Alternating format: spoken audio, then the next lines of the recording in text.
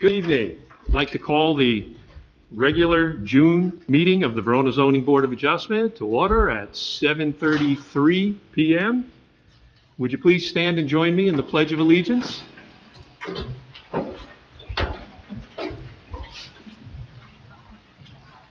I pledge allegiance to the flag of the United States of America and to the republic for which it stands, one nation, under God, indivisible, with liberty and justice for all.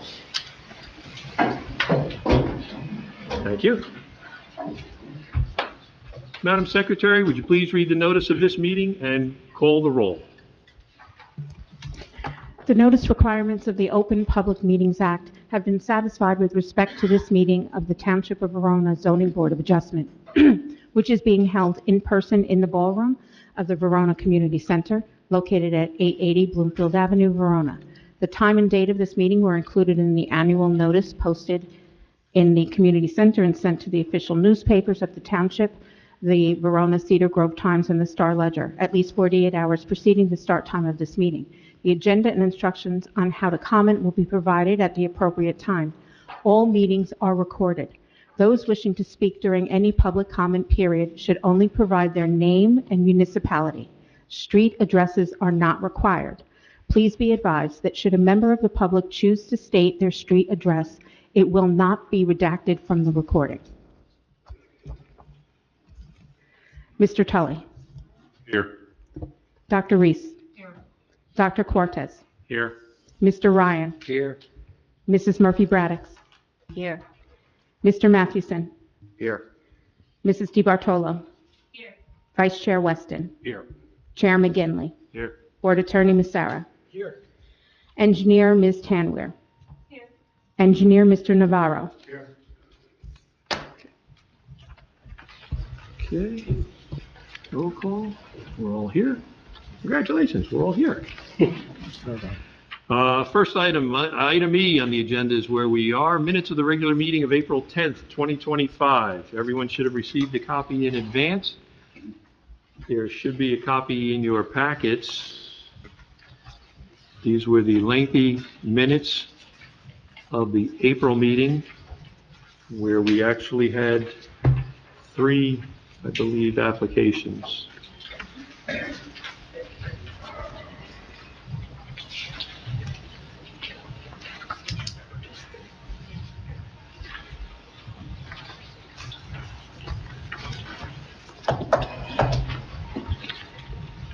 Would you like a motion to approve the minutes? I would Mr. love a Chairman? motion to approve. I will make a motion to approve the minutes of April 10th. Thank you. And a second? I'll second. Thank you. All in favor, please say aye. Aye. Any opposed? Any abstentions? I abstain. Okay. I believe Genevieve does. Okay, minutes are approved. Moves us to the minutes of the May 8th, 2025 monthly meeting. Said something.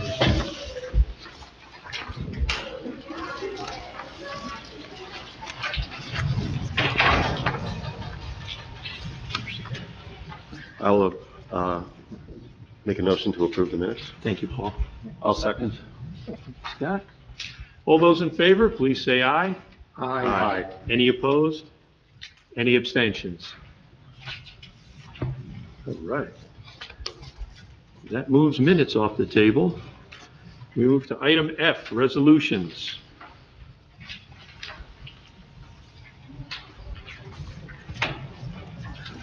First resolution, 2025-11, the extension of time requested for 770 Bloomfield Avenue.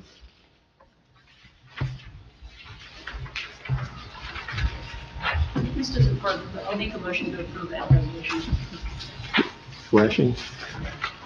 Rich, we may need batteries.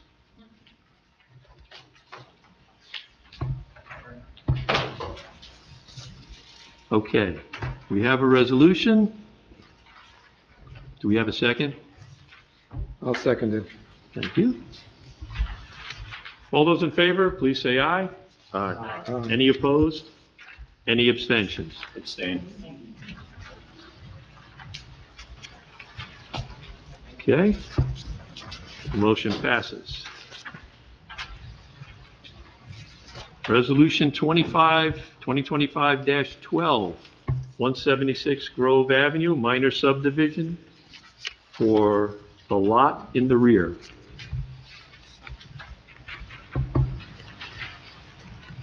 Make a motion to approve the resolution. I'll second that. Thank you. All those in favor, please say aye. Aye. Any opposed? Any abstentions? Abstain. Good. Okay, that would be passed. Resolution 25-13, 107 Hillside Avenue, the extension of the house in the rear.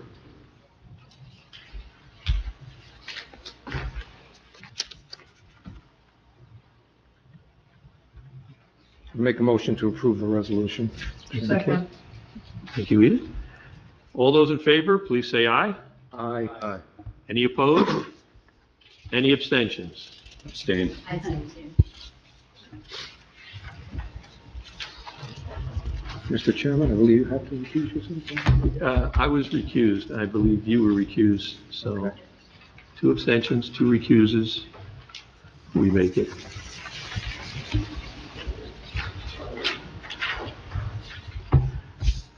That passes. Okay. Okay, resolution 2024-24. 2025. 25? 25, sir. 25-14. Okay. That's what it says on the resolution. That's the application. The application is 2020. 20, okay. Oh, the application. Sorry. 52 Derwent Avenue. The generator in the side yard. I'll make a motion to approve. Thank you. Yep. Second? I'll second. Thank you. All those in favor, please say aye. Aye. Aye. Any opposed? Any abstentions? Okay, that works. All right. Resolution 25-15, 257 Pompton Avenue. I would ask for a motion with the adjustment that on page 4 of 5, in the paragraph beginning now therefore, that the name Jonathan Lampkin be replaced with the property owner's name, Brian Aloya. It's amazing what word processing can do. If someone would, They can't change names when they're supposed to. I'll make a motion to approve. okay. And Second. second, thank you, Kevin. All those in favor, please say aye. Aye. Any opposed? Good. That carries. All right, before we move into new business, I would just like to start with some general information for everyone that is here. This board deals with the issuance of variances from the Verona zoning ordinance. That ordinance establishes specific requirements for the land area in the township and regulates not only the uses permitted, but the size of the lots, setbacks required, parking, signs, conditional uses, and numerous other such regulations. An applicant is never entitled to a variance.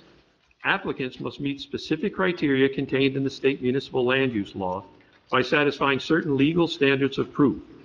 The burden is on the applicants to show that they should be granted the specific relief requested. Depending on the type of variance requested, applicants will need to prove special reasons, undue hardship, a balance of benefits, and other criteria. These are legal proceedings. Public meeting notices have been published. Neighbors have been notified. Applicants and their representatives will provide sworn testimony and be subject to cross-examination. Any action this board takes at this meeting will be memorialized in a resolution document prepared by our legal counsel that will be reviewed and adopted typically at our next regular meeting.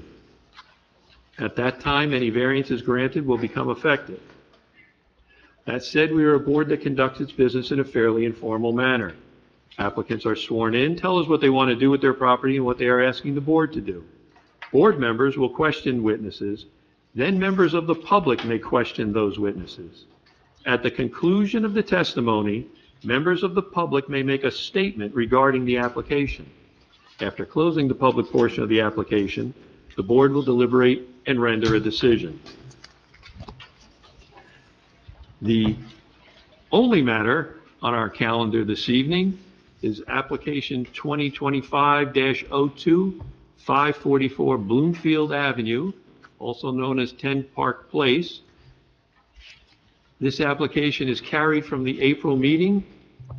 And Counselor, if you would catch us up to speed for where we left off and where we'll be proceeding this evening. Very happy to do so. Can you hear me fine? All right. First, let me get settled. This was, okay.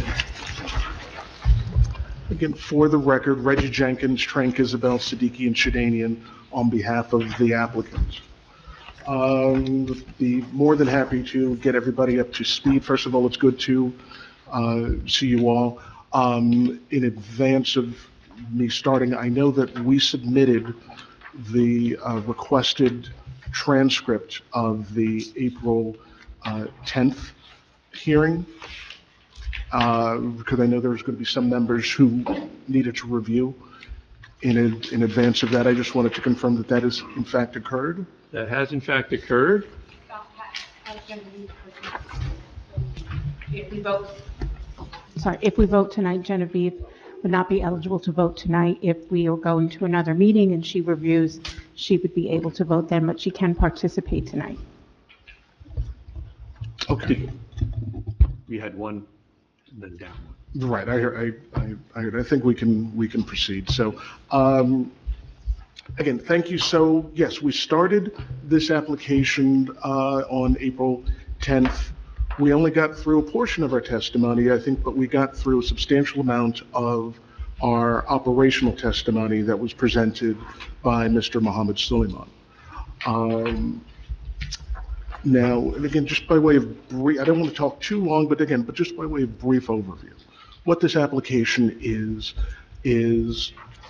seeking ground floor space on the identified property for a prayer room.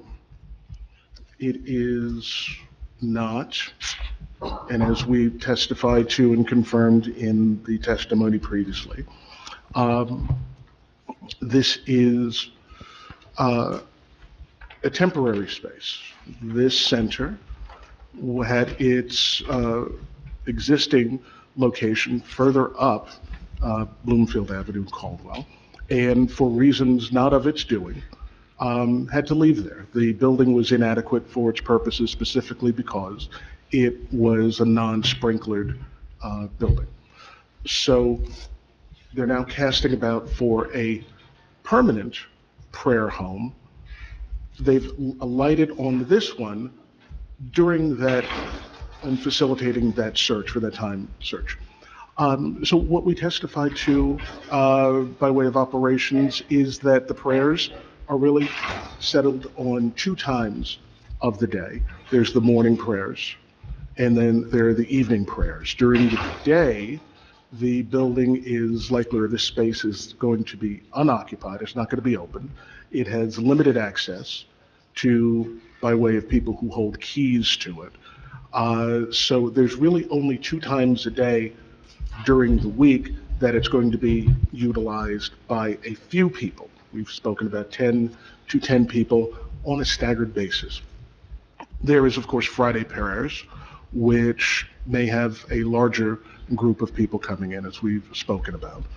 But the one thing we have confirmed through our testimony is a number of things. Well, is that, first of all, once again, it's for prayer. This is not a banquet hall. This is not utilized for weddings, for funerals, for parties, for food, for hanging out, or anything like that. It is going to be my words, a fairly discreet, quiet use. We've heard that the public that it came out. And they had voiced concerns largely about what has gone on before at this property and the landlord's activities there. We heard that, but what I hope the board also heard in response is the fact that those same concerns are our concerns.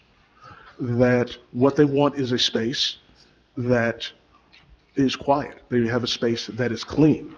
And this is going to be a stable tenant that is hopefully going to contribute to the positive quality of life in this particular area.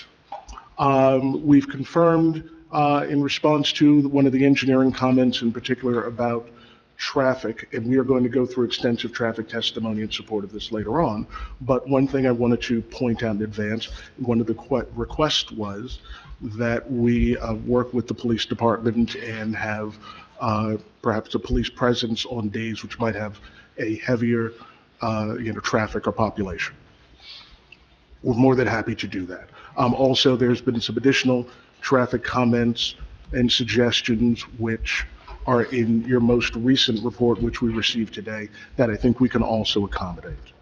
But at the end of the day, and I think, again, as the extensive testimony, I think it went to 96 pages of just the operational testimony, is we're coming in, this center is coming in to be a good neighbor, and once this board weighs the positive and negatives for the relief that is being sought, I am confident that this is approvable. So where I would like to go, first of all, if there are any remaining questions of Mr. Suleiman, who testified previously, he is here, and we can address those. But what I would like to do is proceed with the remainder of our direct testimony with our architect, with our engineer, with our traffic safety experts, and then finally, to wrap everything up, we will have our planning testimony to speak to the justifications of the relief that is being sought. So, Mr. Chairman, unless you have any particular questions of me, I'd like to continue on with our presentation. Mr. Chairman, can I just ask for one point of clarification from the applicant?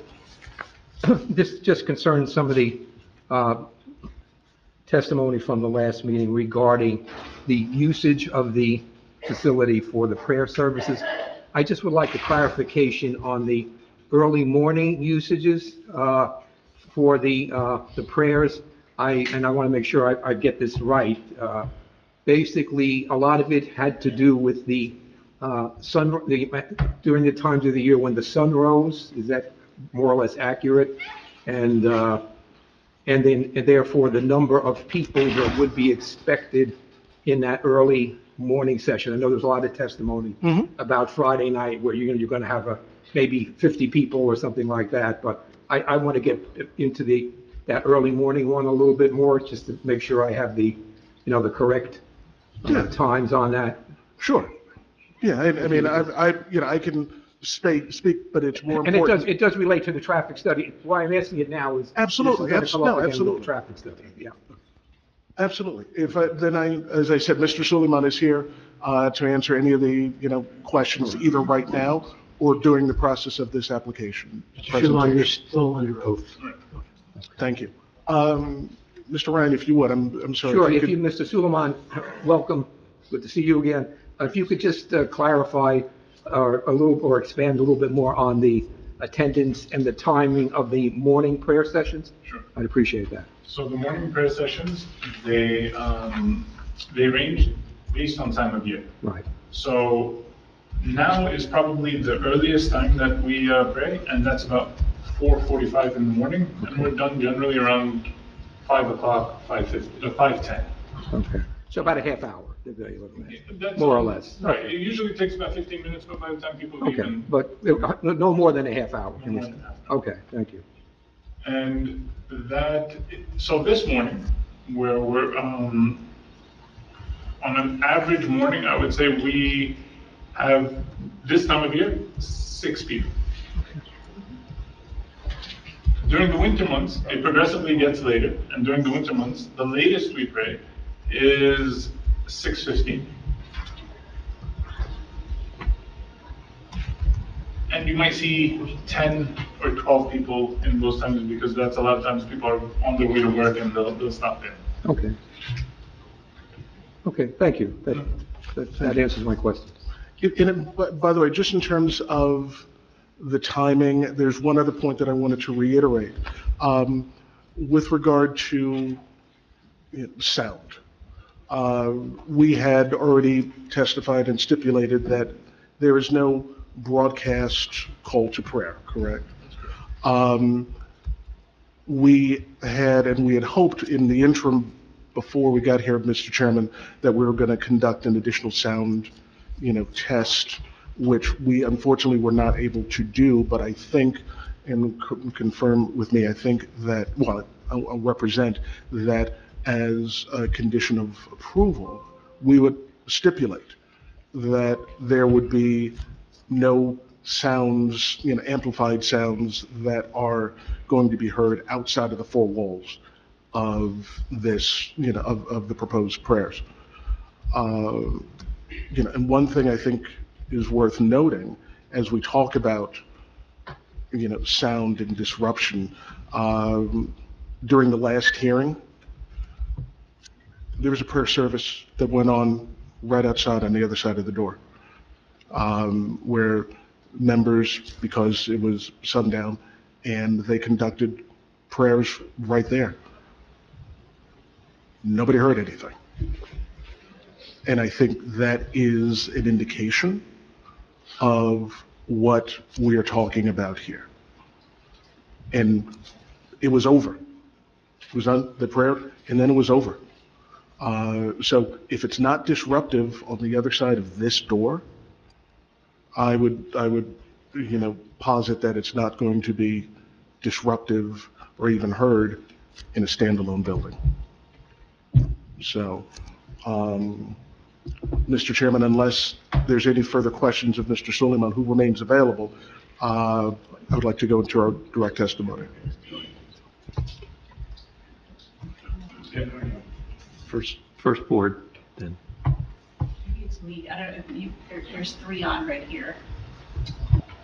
I'll just speak really loudly. Can you clarify, so after the prayers are completed, is there ever any mingling or anything, or do you just pack up and lock the door and go and then come back later?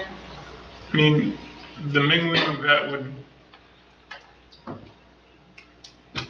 depending on how you define mingling, it's not like we sit around and talk, but it probably takes us about 5 to 10 minutes to just pick up and leave.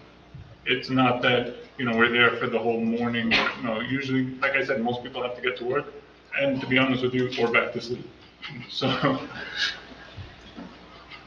And I think we had testified, and you can confirm again today, after service or after prayers, you're not serving coffee, you're not serving tea, or serving cookies or anything like that. There's really no other reason to be sitting around and mingling. Again, as you just said, am I correct, that people are going to work, or people are trying to get home, and or back to sleep? Right. Thank you. Is there anyone else from the board who has a question? Yeah, I mean, I do have 2, and I think I'll expand, I'll feed off of this one and kind of go into my other one. I understand kind of the point that you're trying to make, but I think I'm also trying to get the other side of that, which is, in the previous session, there was, the argument of, in other instances, this being inherently good, but to make the exception in an economic area, I think I'm not seeing the benefit that comes out of an instance where people come in, occupy, utilize, which we're going to get into, which is why I want to ask the question, utilize parking, utilize space, and then potentially just depart, and there's no inherent benefit to the economic viability of that zone, which is what it's zoned for. So, I mean, what other benefit comes to the community of changing the purpose that's trying to be expanded upon? I mean, I understand the point that you're trying to make, which is there's not a disturbance, but for that particular area, especially if we're going to get into traffic, we're going to get into parking, this is almost, there's no benefit to making that exception. So can you help me please understand? Is this question geared to? Yes. Well, and before you do that, there's one thing that you touched upon, and I believe we had a slight colloquy at the last hearing with regard to standards, but you raised the comment of benefit and inherent benefit. The first point on that, and I plan will also go into it, but I believe I can state with finality that it is established that a house of worship. Mr. Jenkins, we've discussed that, and I think the question is purely from a situational, practical standpoint, not from a legal standard. So if you could let the, I understand if you could. last that, I just want to lay that Well, foundation. we had discussed that, and, right. We had discussed it, Right, but I wanted to exactly. touch upon it again. Right, okay. To the extent that there was any ambiguity in the thought behind that. With that said, and I'll let Mr. Sullivan go into this more, but one benefit is they are renting space here, which... Mr. Jenkins, please let the witness answer. Sure. Okay, thank you. Mr. Sullivan, which, because nobody wants to hear lawyers talk. So Let's know your thoughts. I understand what you're saying. I can tell you based on my personal experience, and I can tell you based on our experience in club law. You can ask the owners of Calandras, you can ask the owners of Forte. It's very common that if I know I'm going to go pray at 7:30 and I need to grab dinner, it's very common that I'll go to Forte, have my dinner there with my family, and then go pray. And it's also very common that Bagel Witch is a very good example. That is something that we usually frequent after prayers. While I say we don't linger in the space. We do frequent the businesses there. Two Scoops is another excellent example, and you'll see, especially on Friday afternoons, you're going to see people coming out and grabbing ice cream at Two Scoops. What I'm trying to say is, we don't linger in the space, we don't generally linger, but doesn't mean that there aren't instances or small groups or pockets of us that will say, hey, let's go to Bagel Witch, or let's go to Bagel House, or let's go to Calandras and grab something to eat before or after prayers. Again, it's a building. We rent space in a building like any other tenant. We are, in a way, stimulating the area, not just by bringing traffic, but by also supporting the landowners that are in the town. Yeah, that's a helpful and clarifying answer, so I appreciate that. Just be careful which stores you mention, because you could be playing favorites in the room. So shifting from that, it came out in the questioning, so I appreciate another opportunity to get with you on this. It seemed like there was a very short-term utilization, and I know that there was a question about you being here versus the owner being here, running with the land versus the temporary use. So forgive me if I didn't totally capture where we were going to be and whether it was going to have to be a condition of approval or we're leaving it with the location. But again, we are making an exception to the zone, right? Not just the conditional, not just the usage or whatever. But I mean, it seemed like there was an end date in mind. So we are making a change to our economic area for this purpose. And unless we, condition is for just the tenant, I mean, we're potentially risking, this. I mean, we're making a big investment to change the utilization, and if we don't condition it, which again, I don't know where we left off with, or if we've been talked about conditioning it, then it stays with the property. We could potentially have, not that there's anything wrong with it, but like a risky, situation here in the long haul after you, as stated, 2 to 3 years from now, depart the environment.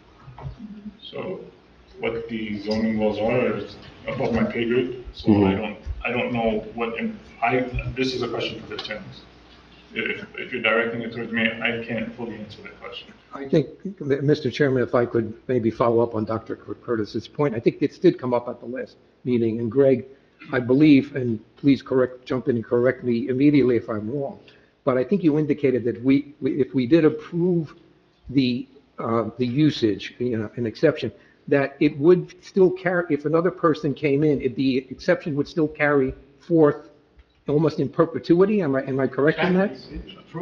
The approval for the use would run with the land. With the land. So it wouldn't matter who the tenant was. It would matter what use was approved.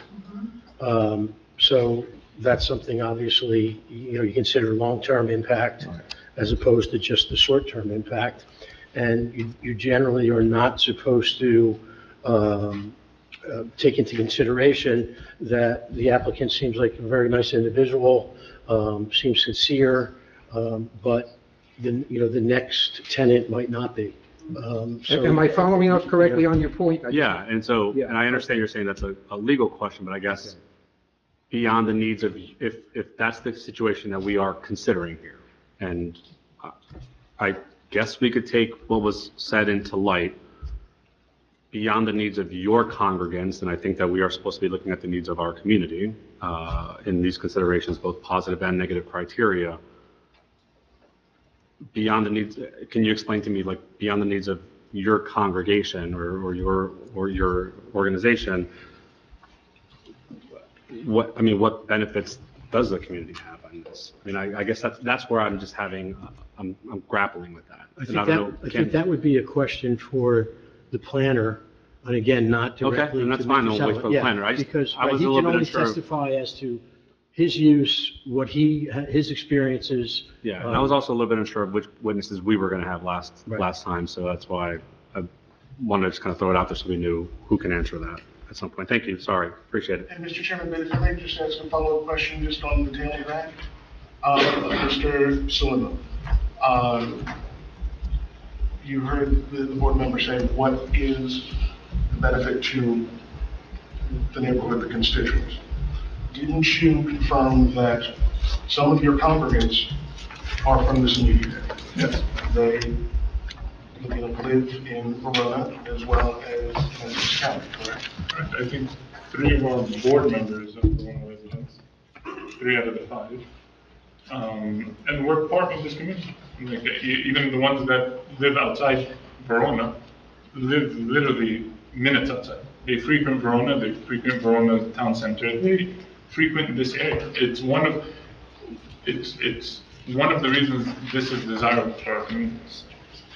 So, again, you're servicing a local constituents just like any church that might be in the area is servicing people who live in and around the immediate area, correct? That's correct. So there is a benefit to people who are looking for a place to conduct worship. That's correct. Thank you. Is there anyone else on the board that has a question of this witness as you recall?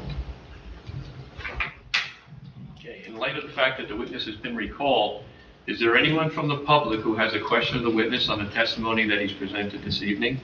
If you would be so kind as to come up to the microphone, we need your name, a town, not necessarily your street address as you heard earlier.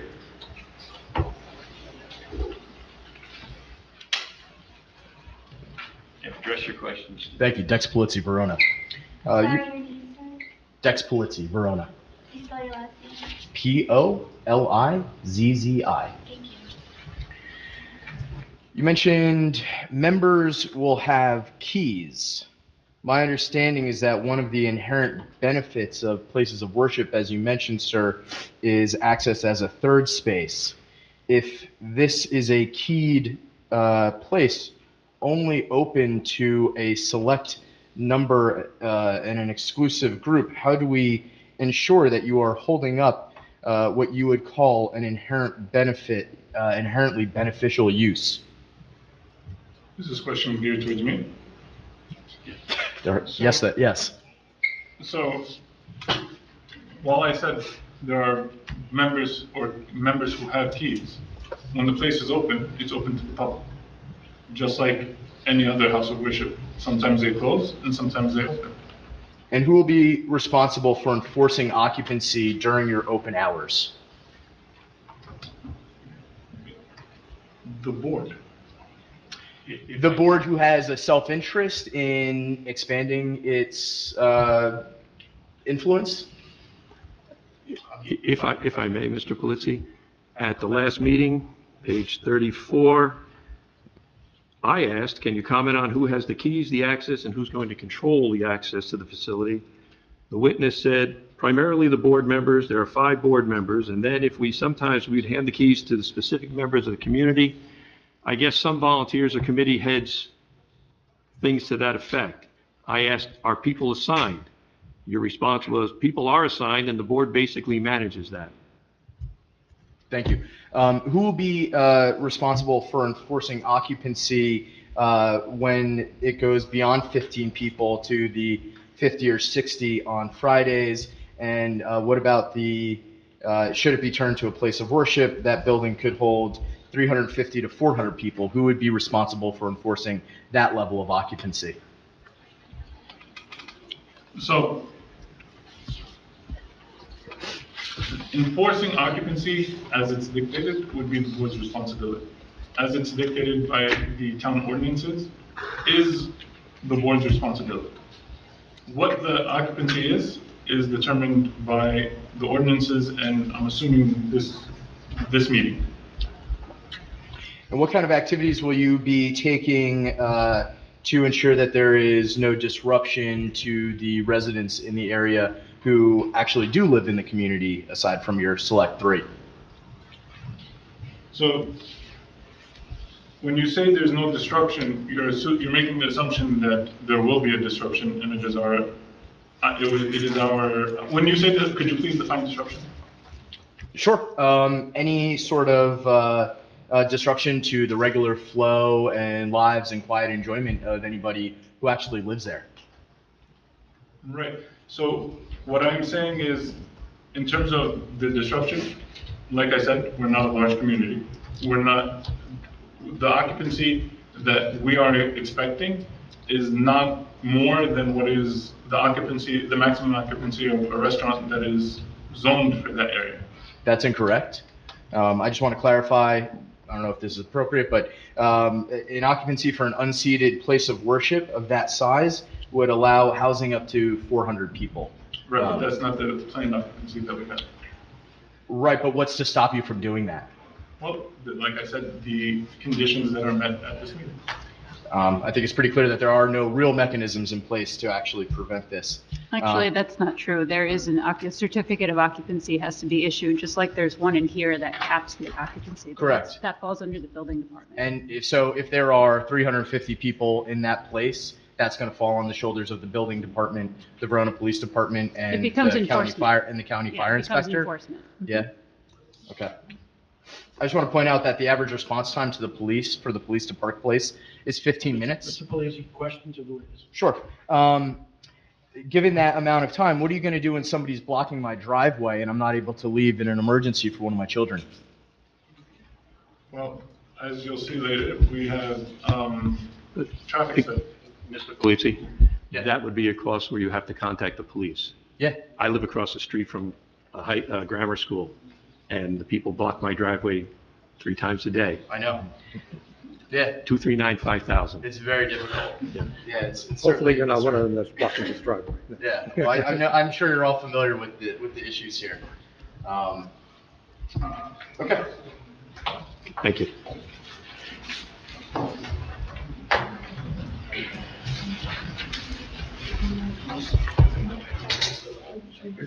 Emily Polizzi, Verona. Something that was just brought up before, you mentioned that the location you had in Caldwell was not sprinklered, and that's why you were asked to leave. I just wanted to ask, there are currently fire code violations outstanding in another unit at 10 Park Place. I'm just wondering if you're aware. I'm not aware. Okay, just curious that there are those outstanding violations. You mentioned before that you had planned to do a sound test, a formal sound test between the April 10th meeting and tonight. I'm wondering why in the past 2 months a more formal, not informal test was not conducted. That is a primary concern for a person who resides roughly 100 feet away from this space. And I can answer that. That was purely a scheduling.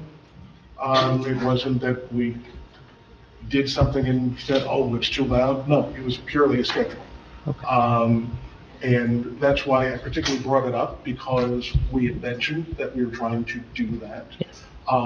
So I didn't want that to think we were just pushing that under the rug. Mm-hmm. I did, however, state, and I reiterate, that as a condition of approval, we're stipulating to the sound. Mm-hmm. So we can conduct one prior to issuance of certificate of occupancy before they go in there, to confirm that. So I reiterate what Mr. Suleiman went through extensively in his testimony.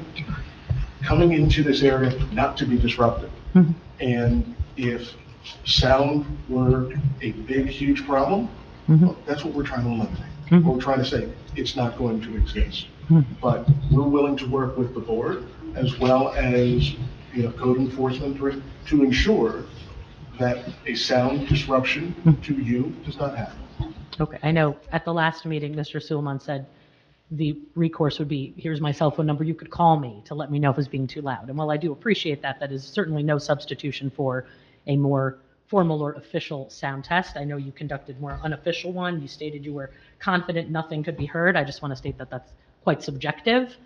We live right there. Let us know, right? Here we are. We can let you know if we can hear it at 4:45 a.m. We would let you know. Just to follow up on Dr. Cuarta's question related to the testimony given last time about the inherently beneficial use, you referenced patronizing restaurants local to Caldwell near your previous location. I just want to ask, yes, patronizing local businesses, local establishments, certainly inherently beneficial use to our town. But as far as the neighbors, again, you went on to reference the benefit to the neighborhood, the constituents being that 3 of 5 board members are Verona residents. But I ask again, outside of the individuals who are a part of your congregation, inherently beneficial use, I'm finding this to be a very subjective, non-specific answer. Since we met 2 months ago, is there anything definitive that you can provide examples of an inherently beneficial use to the actual neighbors in the Park Place vicinity? If I might, Ms. Blizzy? Yes. Inherently beneficial use, I know the context of which you're using it. Yeah. But there is a legal context and a legal definition Yeah. of what inherently beneficial uses are. It might be helpful to have that definition just for our benefit. Such Yeah. as a house of worship, Okay. a hospital, a group home, things like that under the zoning code Yeah. are determined to be inherently beneficial use. Without further definition, I though? think- Just, Exactly. They're basically categories or uses within a category that are deemed to be inherently beneficial for the public good. Okay. When you're using the phrase, I think you're intertwining the phrase with something that is good for the public, yeah. but not an inherently beneficial use. Mm-hmm. So, because inherently beneficial use has to do with what's called the positive criteria Okay. in land use law. Yeah. We're not talking about something like that. Mm-hmm. You're talking about what benefit is there to the community. Okay, Right, okay. that's fair. Right. And so then Excuse me. you mentioned often in your last testimony being a good neighbor. Since the past meeting on April 10th, have you come up with any other thoughts about how you would serve as good neighbors to the actual neighbors that surround this area? So, Or is it only to the folks that you serve, your so congregants? right now the place is vacant, correct? Well, Not completely, I think there's multiple That- units, that but I do tenant- believe that space, I've not seen many people around there. That place has been vacant for several years now, Mm-hmm. that specific unit. And the parking lot right outside is in a state of disrepair, correct? More or less, yes. I think part of the problem, part of the pileup of garbage, part of the state of disrepair is that it's been vacant. And by introducing a tenant there, we take the responsibility both upon ourselves and in front of the landlord to maintain that area. I think that's one beneficial use that would benefit the immediate community. So if this variance were to be granted, your organization would repave that lot, reline the lot, and No. clean up the, oh. We what- would maintain it. There's a difference between reconstruct it, right, and refinish it and maintain it. We would maintain it, we would keep it clean, we would keep it orderly, and we would keep it neat. Well, you're right, it is in a state of disrepair. So if it's not to be repaired, the disrepair is only to be maintained. I guess I'm just not really understanding. So I think what I'm trying to say to you is, you mentioned last time Yeah. that there was debris and garbage, right? What garbage? The debris and garbage in that lot. Oh, yes, And you said that it carries over into the neighbor's lots, it does. correct? Yes, at times. What I'm trying to say is part of the reason that it is like that is because that location is vacant. As it happens with most vacancies, it's by introducing a tenant, by introducing a responsible tenant, that would solve that problem. Okay. And just one last statement. This has been stated last time, this time, you intend to use this space temporarily. This is not a permanent site. So I'll elaborate on that. So initially, when we moved into the place, or when we had approached the landlord, we had another building that we were going to purchase. That fell through. So right now, we're in a state of limbo, and our intent is to find a building and get the approvals in that building. Whether that's going to take 1 year, and as you can see, getting approvals takes time. We submitted this application back in December. Yes. So whether that takes a year, whether that takes 3 years, that is the time that we will spend there. I guess I'm not really understanding. Do you still intend to purchase a, so We this do, is we not just don't for have a- sale, I don't think. This is. We don't have a specific building. We did at that time. We had a specific building that we had put in an offer, and that deal fell apart. Right. Now, what I'm saying is, now we are searching for a place, Not this place. not this place. A different place. A different Okay. place. So temporary. Correct. Okay, that's just what I wanted to clarify. Okay, Okay, thank you. no problem. Thank you.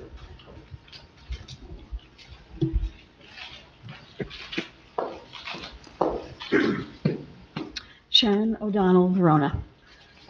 I'm a little confused about an issue that hopefully you'll be able to put some clarity to it. If I'm understanding what's been stated already, the variance is granted to the property, for lack of more specific ways. So if this variance is granted, it's going to live, is that correct? Are you asking the Oh, applicant? pardon me, I'm sorry. So if this variance is granted, it's being granted to the property. I'm confused about whether you view yourself as a temporary tenant or someone who is actually going to put down roots. I have heard both sides, both positions argued by you. So which are you? Because it seems like we're going through great effort, as we should, to change something for a tenant who has previously stated that they're only going to be here a short time. So that leaves me concerned. So like I said, we are right now in a state of limbo. And while we had a specific property in mind, we do not have a specific property right now. Our intent is not to stay here for 30 years, but our intent is to stay here until we find an adequate space for ourselves. and get those approvals. Okay. But a variance could be here for 30 years. That was granted to a tenant who was not planning on being here for 30 years. So- And that will, for 30 years, affect the people who live on the block. So we discussed this last time, and I think we had discussed conditioning the variance. Right. And you guys can all correct me if I'm wrong, conditioning the variance in a way that it would not affect the people any more than our application would. Okay, well, those conditions would be brought to light based on the tenant who is seeking the variance, right? We can't, I don't know, we can't forecast what another tenant might feel was a concern that they wanted to have an adjustment to, right? So we will be addressing your specific, the concerns as they relate to your intended use. What I'm concerned about is this variance is not to you, it's to the property. Ms. O'Donnell, you can tell us about your concerns. At the end, we'll have an opportunity to There hear all you the go. concerns. Okay, At the moment, we're restricting it to questions. okay, well then I've gotten my answer. Thank you. I have a question for Mr. Macera. Can we name an applicant as a condition of approval? No. And furthermore, can we clarify that this is just for this one tenant space and not the property? No. Okay. Oh, for the space? Yes, I'm sorry, for the space, yes, absolutely. Yes, Okay. for the space, right, absolutely. But that doesn't mean that, the street level tenant can come in as a different house of worship. That is correct. With then, obviously, the board considering what the other part of the property is being used for as well, and capacity and factors like that, but, right. Mr. Monroe? Thomas Monroe, Verona. Good evening, Mr. Solomon. Good evening. Is the landlord here today? No, he's not. He wasn't here last time. He was not here last time? No, he was not here. Is he aware of tonight's meeting? He is aware of tonight's meeting. You discussed maintenance earlier, correct? That's correct. But you haven't produced the lease to the board, you don't have the lease with you tonight? I do not have the lease Do you with have me any tonight. contractual obligations to maintain the property inside and out? I'd have to review the lease and let you know. So you don't know. As you sit here today, you don't know. I don't know, but I know that what I would do, while it's, Well, I'm whether it's asking you, contractually obligated Under to the the landlord. lease, do you have a contractual obligation to maintain the property inside and out? I honestly don't know. Do you have the term of the lease? Is it a year, 3 years, 10 years? It is 1 year as it stands today with the condition to renew, with options to renew. How many options to renew? It's not defined. It's not defined. And those options are for 1 year renewal or 5 year renewals? So initially, this was the lease that we signed in October of last year. October, around November, something in that range. So the lease that we have now is going to be it will be a new lease because the time, the effort, if we are granted approvals, we are looking to extend the lease for at least 3 years, and that's something that we will sit down with the landlord and generate a new lease. But you haven't produced any lease to this board. No, I have not. Now, earlier this evening, your attorney described the facility, what you're going to use it for as a prayer home. What is a prayer home? A prayer hall. Prayer hall. That's What correct. is a prayer hall? It's a hall where we pray. Is it a house of worship? So I can't speak to the legal definition, but I can tell you that for us, there's a difference between a prayer hall and a center. A prayer hall is restricted to prayer. A center would have weddings, it would have funerals, it would have large congregations. I think when we're using the word prayer hall here, that is the distinction we're making. You're aware that you used the term house of worship in your application? That's correct. So we're talking about a house of worship. Right, but we're conditioning it that it would not. Is a prayer hall defined in the Verona zoning ordinance? I'm not aware of that. You're aware that a house of worship is defined in the Verona zoning ordinance? That's correct. I have no questions. Thank you.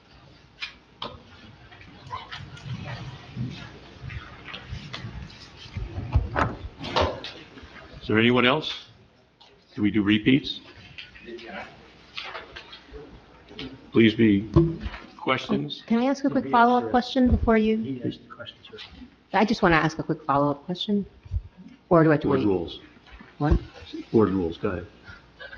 Hang on. Is the definition of a prayer hall versus a center defined in any, I don't know, organization documents, religious documents? I mean, is there a formal definition of that, or is was your testimony just based on a common understanding? So it's a common understanding.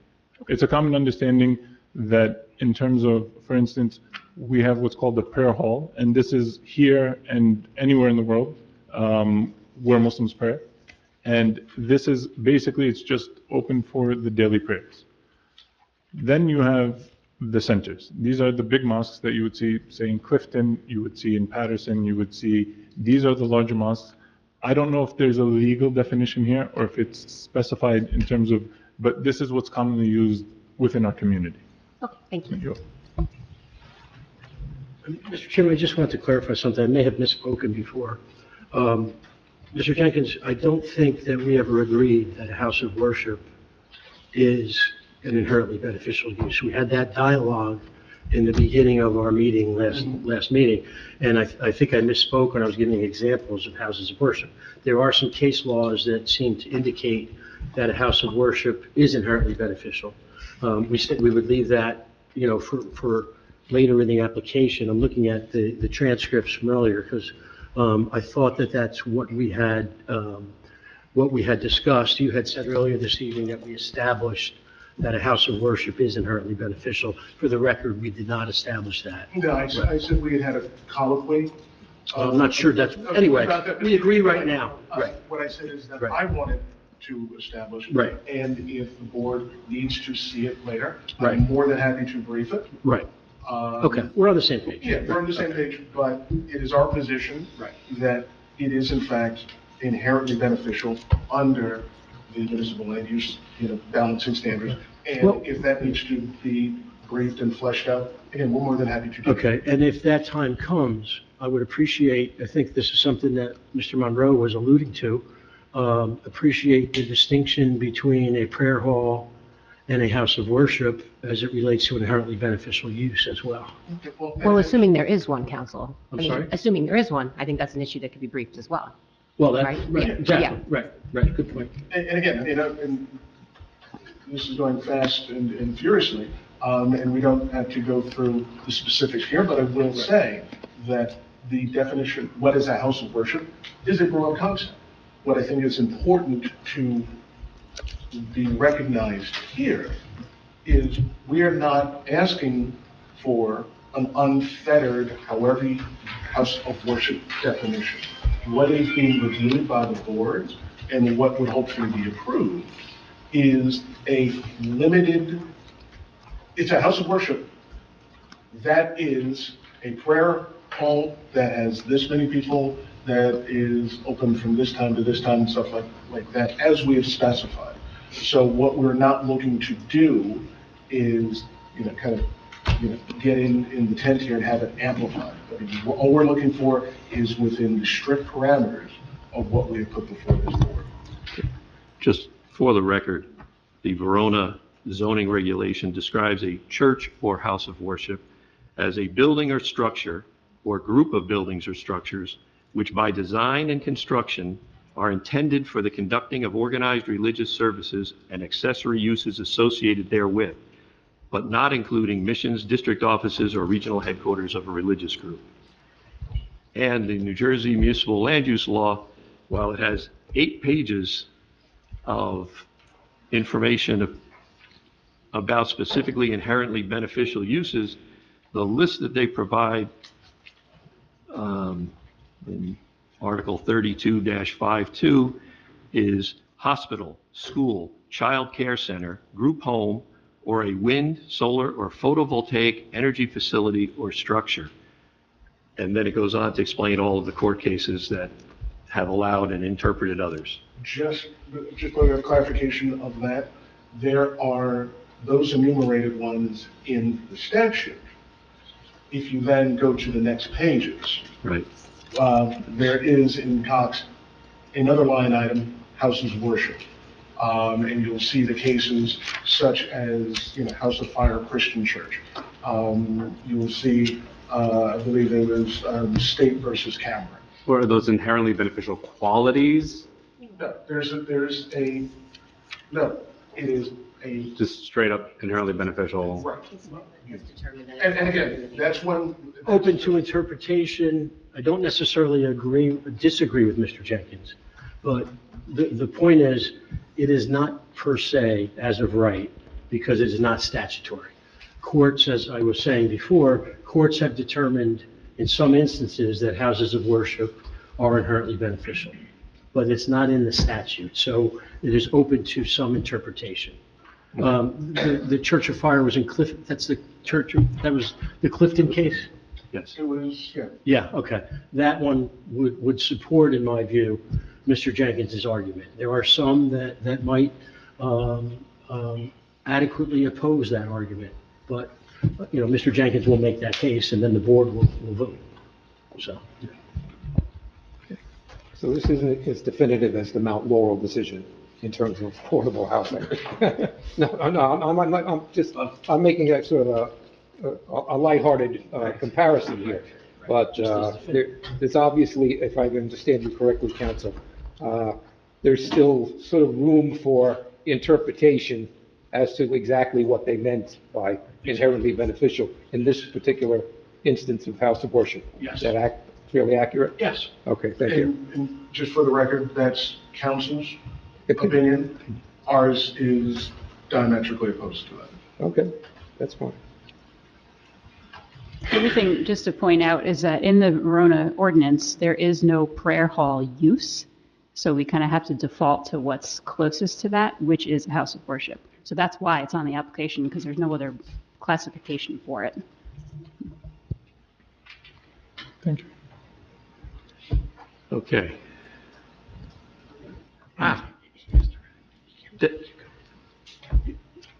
We'd like to keep it to one time. If you have thought of other ones. These are legitimate questions. Okay. May I? Yes, you may. I certainly mean no disruption. I'm not the Homeland Secretary. You may. Where is Kim tonight? I don't know.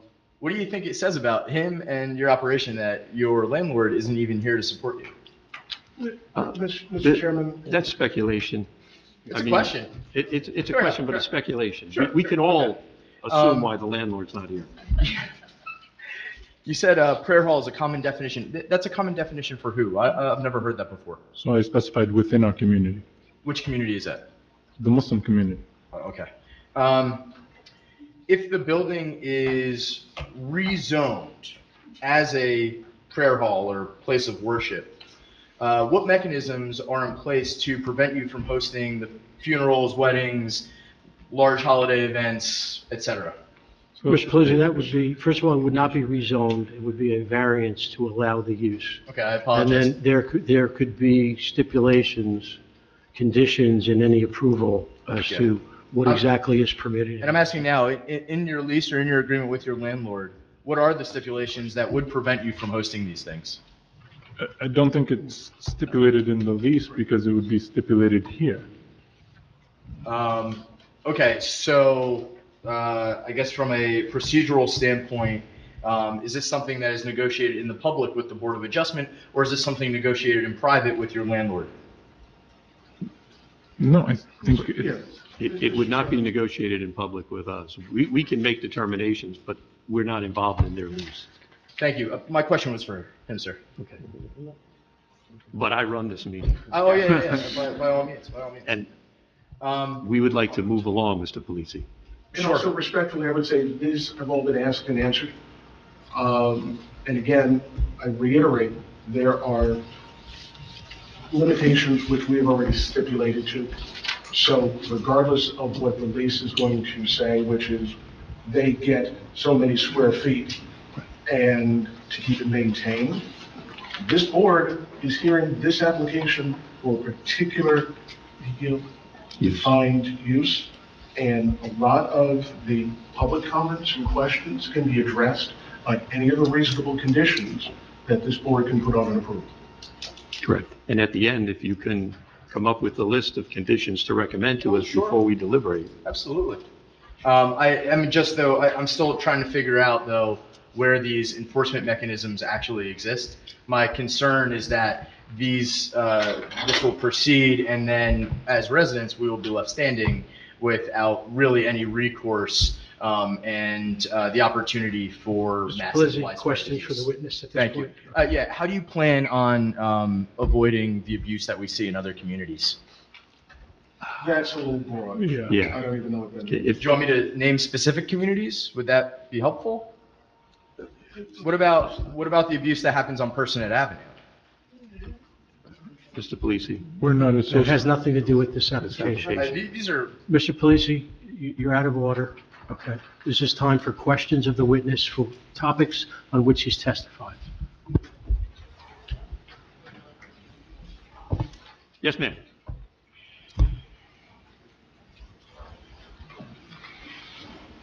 Eileen Carney, Verona, I'm right next door to you. How are you doing? My question was, I know, I looked up prayer times, and they started at 5 a.m., and they go until 10 p.m. Can you give me the times of the prayer during the day? Mrs. Carney, we've gone through the times. What? We've gone through the times of sessions. But I couldn't hear them. So can you just run by them real quick? Yes. No? Forget it.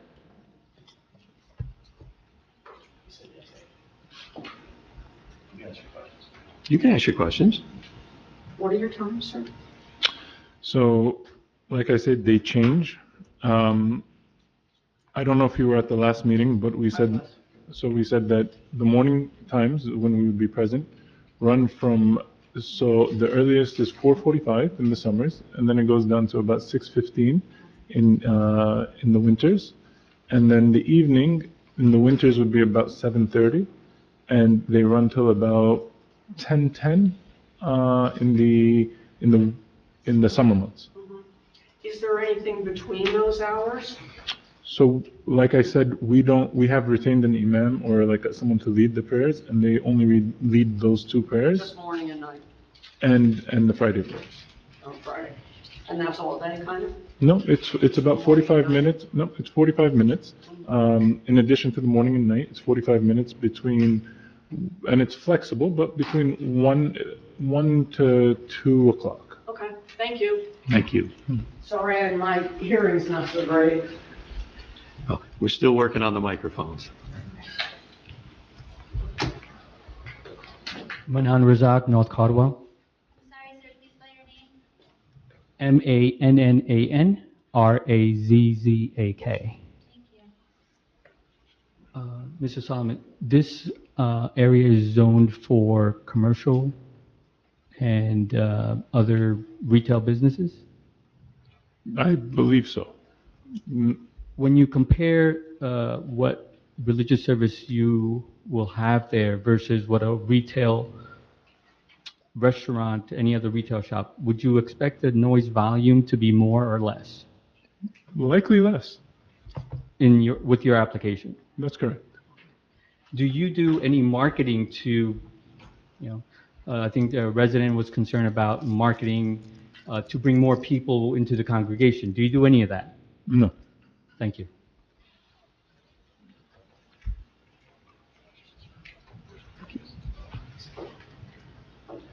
Okay, seeing no one else, I would close the public portion of that discussion with this applicant. Counselor, we'd like to move you back to where we should have been at 7:40. On that path as well. Thank you, guys. Thank you very much. This keeps going off. Okay, you can hear me? At this point, I would like to bring up our architect. Good evening. Do you swear or affirm that the testimony you're about to give is the truth? Yes, I do. Can you state your full name and business address for the record? Sure. And spell it for the report. Yes. Nasser Al-Mukhtar, Massir. Last name is Almukhtar. I'm the principal at Heritage Madison Architecture, located at 1171 Madison Ave, Paterson, New Jersey. Thank you very much. I'm sorry, did we swear him in? Do we need to? We swore him in, but you do need to vet him. Yeah, no, I Oh, I forgot that we started with him. I apologize. No, we didn't get to him the last time. We've seen him.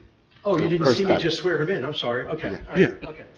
I thought he meant last meeting or something. No, okay. Mr. Al-Mukhtar, could you provide the board with your, again, professional, Yes. current position, professional background, please? Sure. So I'm a licensed architect in the state of New Jersey. I'm also licensed in New York and Pennsylvania. I've been licensed in New Jersey since 2003. I have testified in front of numerous boards throughout the state of New Jersey and been accepted in all of them as an expert witness in the field of architecture. Is your license current? It's current in good standing, yes, sir. And where was your education? I graduated University of Baghdad, and then I went to NJIT to complete my credentials, and I got certified by the National Council of Architectural Registration Boards, NCAR. You good? Okay. Board would accept you as an architect. Thank you. Thank you. Thank you. And Mr. Al-Mukhtar, you and your office prepared the plans that were submitted in connection with this application this evening, correct? Yes, that's correct. I'm just going to wind you up and let you go. Can you describe this space in this property from an architectural standpoint, please? Sure. So the intent is to use this lower level of this existing structure. There's no additions or anything like that. It's mainly interior work. The lower level is accessible, has two access points. The secondary access point is off of Bloomfield Ave, and then the main access point is off of Park Place, which is 10 Park Place. Again, this is the lower level. As you enter off of Park Place, there are three main open spaces. Excuse me one moment. I'm sorry. We started in April. I believe you had given us updated plans that you were going to do as an exhibit. Yes. So these are an exhibit set of plans. I thought those were distributed to the board. I'm sorry. So the drawings. We didn't get to you. Yeah. So these are an exhibit. Okay. Mr. Jenkins, and if you could introduce those as, these are different than part of the application. Original, yes. Yes. Okay. Thank you for that reminder. So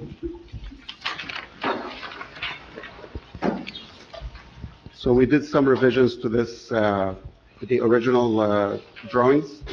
This is last revised April 9, 25. We received the comments. excuse me, and just, Mr. Chairman, since that they're being distributed now and we're going to go through them, do you want to mark this as a separate exhibit? This should be A1. Okay, A1. You didn't have any exhibits last week? No. But I know we hadn't, the plans that have been submitted previously, so I was just going with your lead as to how you wanted them reflected. Mr. Chairman, could I respectfully just request a minute to uphold it and look at it before we go through the testimony? 1 minute, I promise.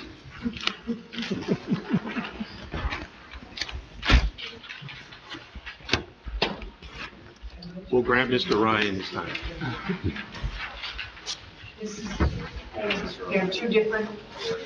Yes, this one revision date, April 9. Revision date of April 9, 25.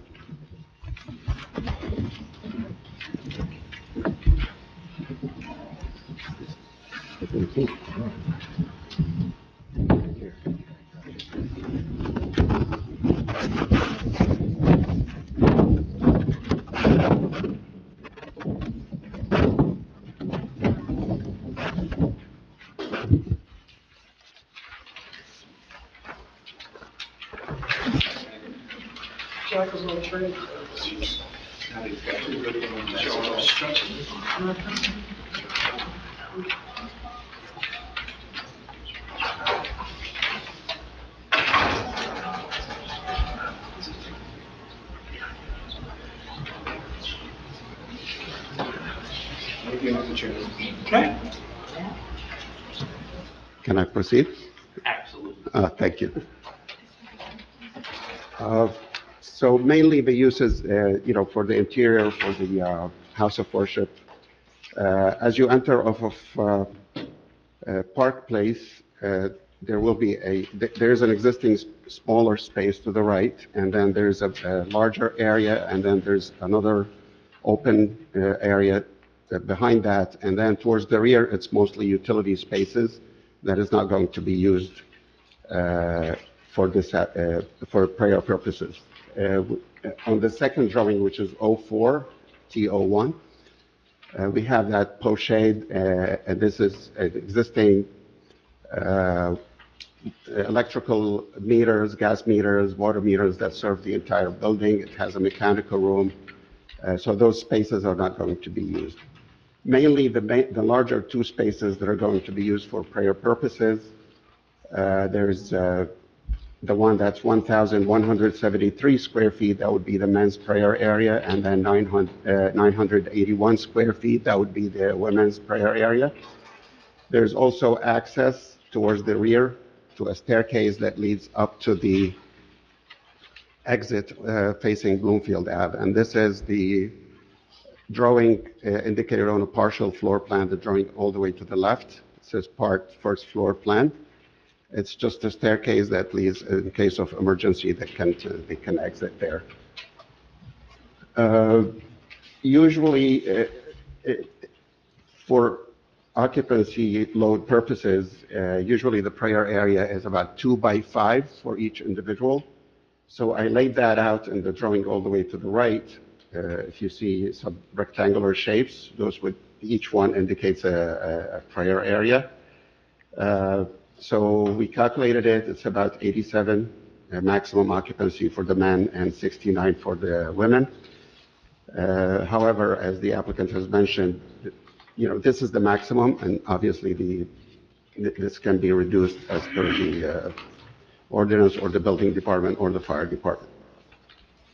Can I ask a question? That's the maximum based on your calculations and estimates, but that is not necessarily the maximum from the building department or the fire code, correct? Correct. Do you know what the maximum is for the building department or fire, or from a fire department standpoint? The code identifies two ways of calculating the occupant load. One is chairs, unconcentrated chairs only, and then it has chairs and tables. In this case, it's just the floor, the rug. So it's difficult to apply it, I believe, by code, because there's no indication. But there would be a certificate Yes. of occupancy with a maximum occupancy.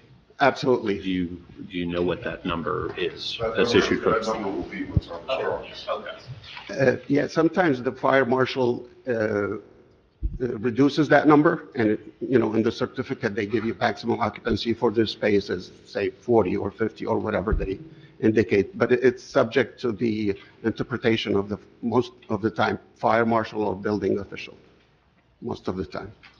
Thank you. Sure. So mainly there's not much work to be done in terms of the interior alterations or things like that. It's just open spaces, very simple prayer area. And that's about it.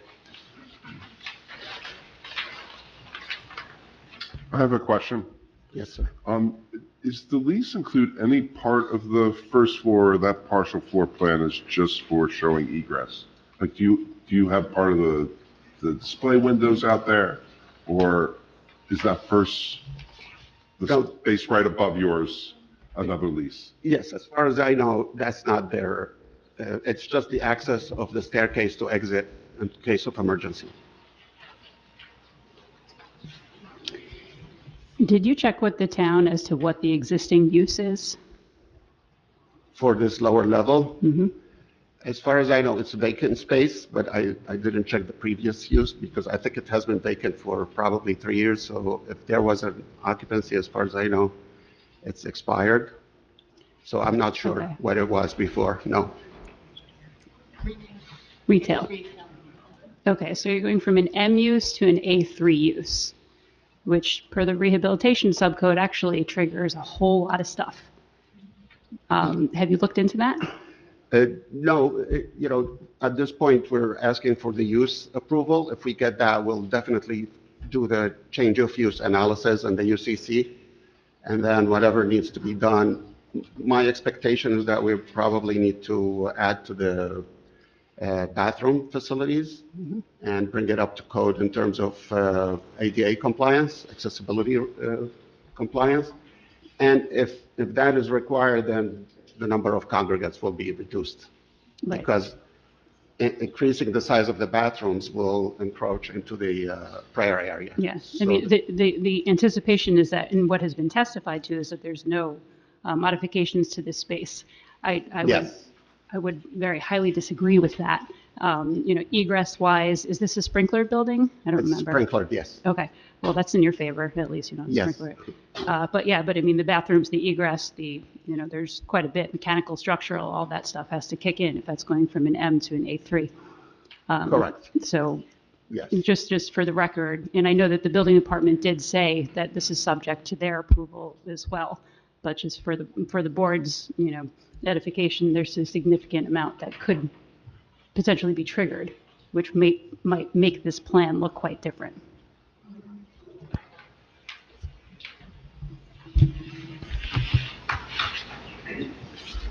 Mr. Avatar, are there any windows in this structure, this building? There's just a storefront glass door on Park Place. But other than that, it's mostly below grade because we slope down from Bloomfield Ave going down to Park Place.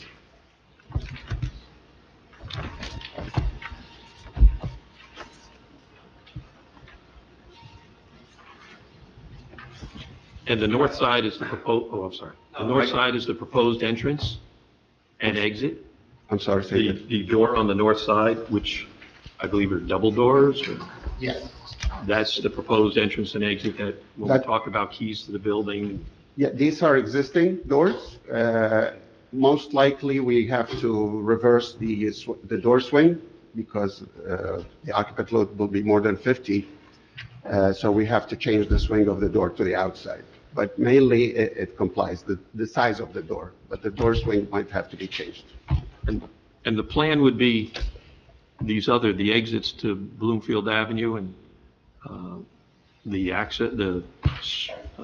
staircase all the way on the east side. They're not proposed to be regular used staircases for entrance and exits. They're emergency? Yes, that's the intent, just to use it for emergency purposes. People would wander up Bloomfield Avenue and manage to get their way down to this space. Yeah, mainly this will be for emergency exit purposes.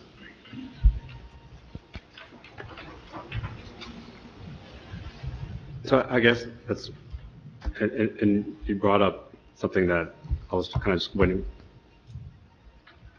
Maybe we'll get to the end. I'll wait for questions.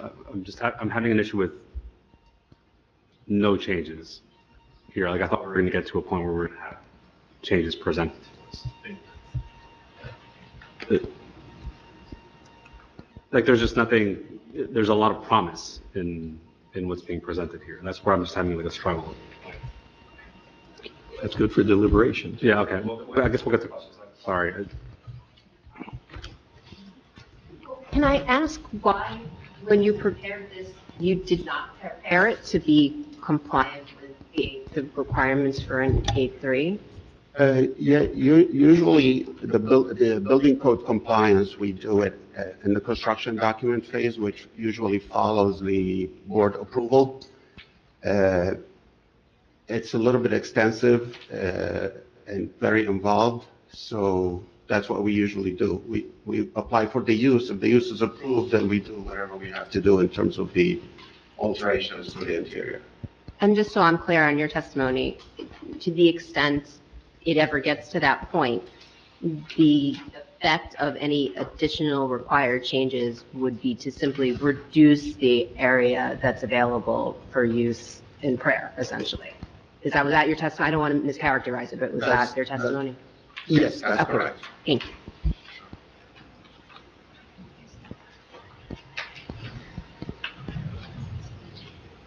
Could you clarify the movement of congregants coming in and out of the building? I know that there is a double door. Is that along Bloomfield or is that along Park Place? That's along Park Place. There's a little paved area, and that would be the main entrance there. And to exit, they're going to use the same door? Correct. Put my zoning hat on for a second. So I did do an inspection of this area. So that door is not safety compliant. It's not wide enough. It's too equal. It has to be wider. And it also does not have any panic hardware on it. Yes. Again, this is for the use, but all these details will be addressed with the building department. If we get approved, then we'll do all the upgrades required for this layout. So the concerns that were brought up previously, prior to April's and then now, and then we're here to address them all. What the testimony that's being provided is that it'll just be developed or planned for or addressed if approved. Yeah, I think I'm having a hard time with, especially since the occupant load informs the parking requirement. So they take that 100 and whatever it is, 56 occupants and say, okay, well, this is what we need. And we're, so much of the site is contingent on the building use. It has such a ripple effect, down the road.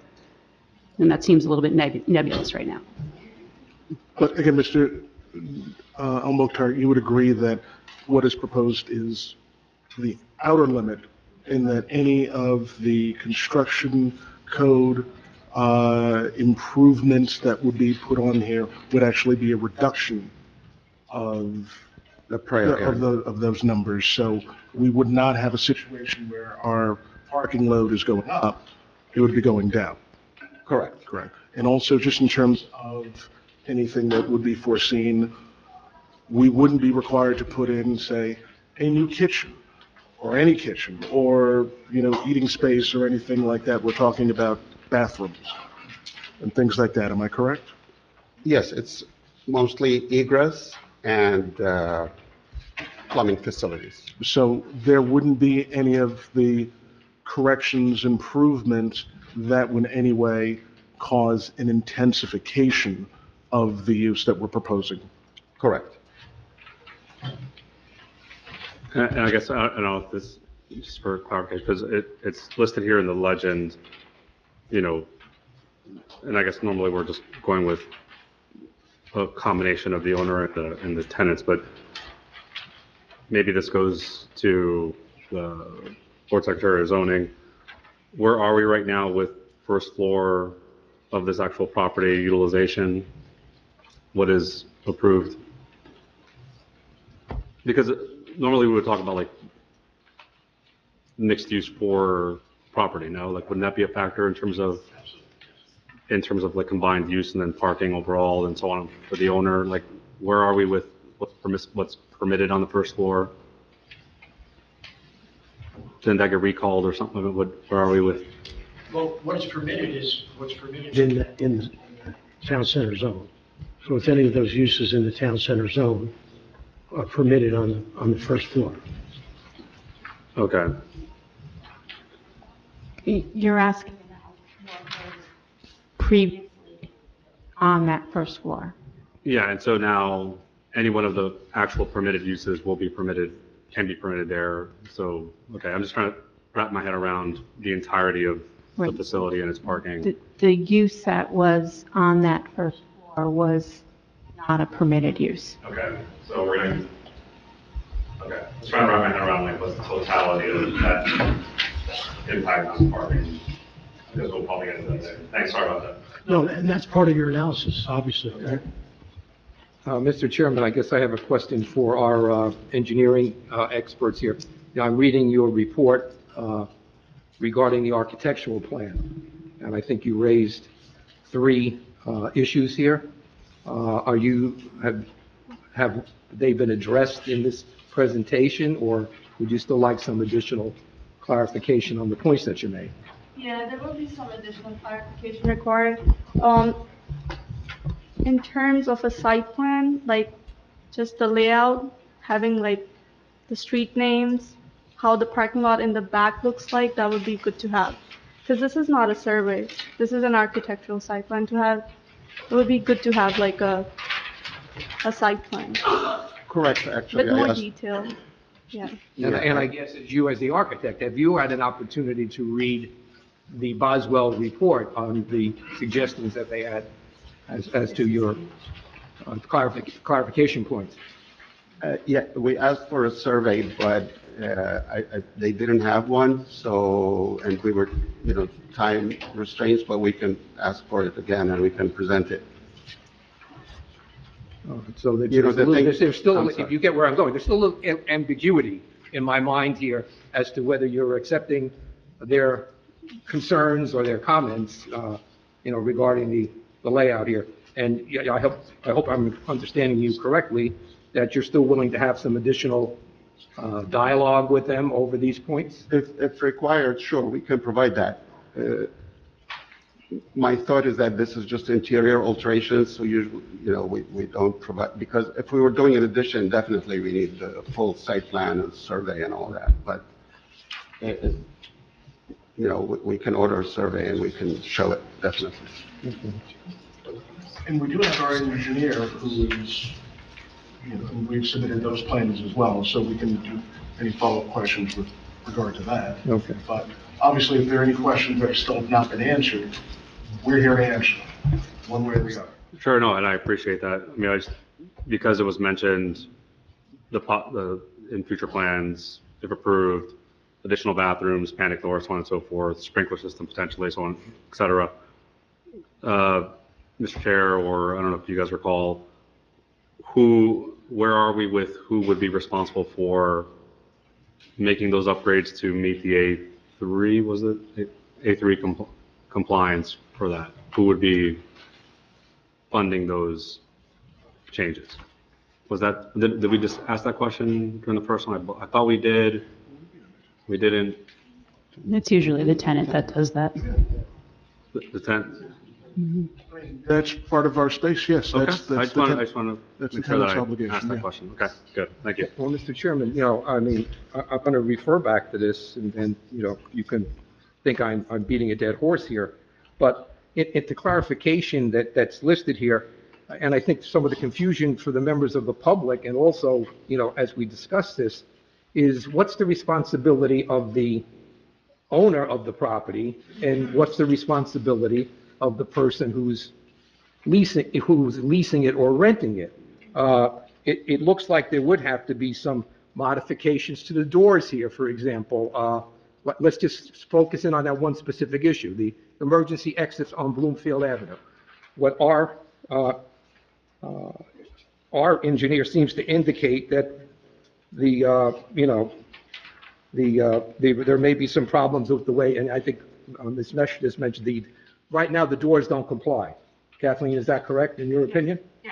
Okay, so who's going to be responsible for fixing that? Can we hold the? Mr. Ryan, it doesn't matter to this board, because in order to get occupancy, Okay. they will have to be fixed. Okay. So, the board is Okay. only considering the use. I'm bringing this up because I think a lot of the members of the public are confused about this, Greg, and that's why I'm asking. It seems to be an obvious question for us, but we have a lot of people here who are not that familiar with that. So hopefully that may have clarified some of your concerns. Thank you. I guess where I'm confused is, we're not doing a change of use here, right? We're saying it was assembly before, but we don't know how many occupants was. Nope. We think it probably is. Oh, will be? Yeah. So then it wasn't assembly for, before? It was mercantile. Retail. So that's fine. I'm fine with the way. If we're doing a change of use, then they have to upgrade regardless, so. Right. Can you talk about the mechanicals? Are there any rooftop units? I'm not sure. Do you plan to change any of the airflow or systems inside your space? Yeah, in the change of use, there's a mechanical section that we have to comply with in terms of, circulation and things like that. And, obviously, again, this is a building department issue. So hopefully, if we get approved, we'll go to that stage and we'll do the change of use. And part of that change of use analysis is the mechanical compliance.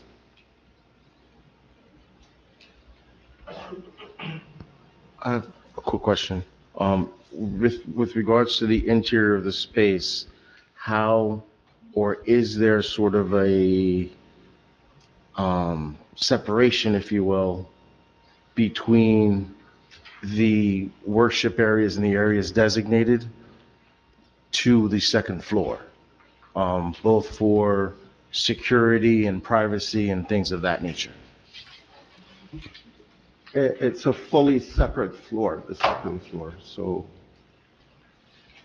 I'm not. Well, again, with a change of use, they're gonna have to meet the fire code requirements for a separation between if it's mercantile on the first floor and now assembly on the ground floor, whatever code requirements require for separation, 1 hour, 2 hour, or no hour, they'll have to meet that. So there's a change of use. They're gonna have to follow the code on what's required. If there was no change of use, they could get away around things by saying existing non-conforming, I'm not touching it.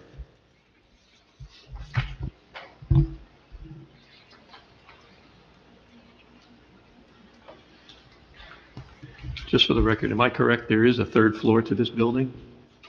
We've talked about, this is the basement. Yes. And we've talked about yes. coming up. The third floor is apartments? Apartments, yes. So facing Bloomfield Ave, it looks like it's a two-story. Do you know if their access comes down through this front hallway that these stairs go up to? Do their stairs come down to it? I'm not sure, honestly.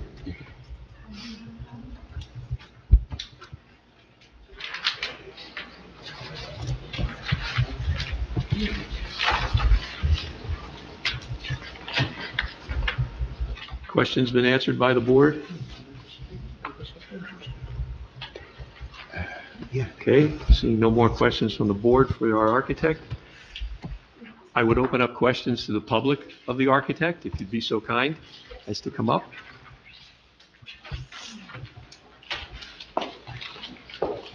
So, excuse me, before we answer that question, there was just one clarification. With regard to the, access, do you want to speak to that? Of the second floor? Yes. It's not, the second floor apartments, it has a separate entrance to Bloomfield. Okay. So They don't come down through? No. Correct. Okay. I think there was some confusion with what was being asked there. Okay. Mr. Chairman, I'm going to even take exception to the fact of the way this application has been worded by the issue that you just brought up about the number of levels of this building. I mean, it states here, the applicant is seeking approval of at least the ground floor. Well, it could be a ground floor, it's really a basement level floor, correct? The way it's being described.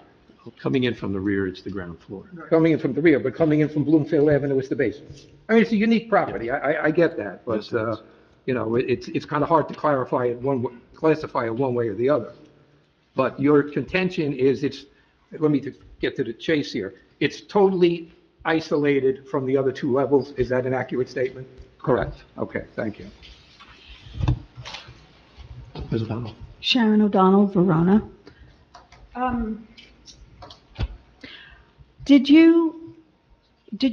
How closely did you look into what the changes might be before you put your application in, if it was granted, the architectural or design changes that might need to be addressed? So usually the process is to go through the board. If you get approved, then you go to the building department. That would be the next step. And then we would do the full building code analysis and mechanicals and electricals and all these things. This takes a lot of time and effort. So usually we don't do that. We go, because we're going for the use approval. After that, if we get approved, then we do all that extensive analysis for compliance. Okay. Since what concerns me is the variance goes with the building, the variance goes with the property. And it's bringing into question for me what your plan is if you get this variance. That's a big gray area as a resident on the street. It's a concern about the use. And I would have hoped that would have been clearer, but possibly I misunderstand the process. Excuse me, I mean, I think we've clarified what the use. Right. What was the question there? Well, just the question was, I would have thought that more evolved plans would have been presented, but I may be misunderstanding the proper order of things. The typical process, the zoning board is concerned with the use of the space and the location in town, et cetera. Specific items, lighting, wiring, doors that open different ways, are all covered under the Uniform Construction Code.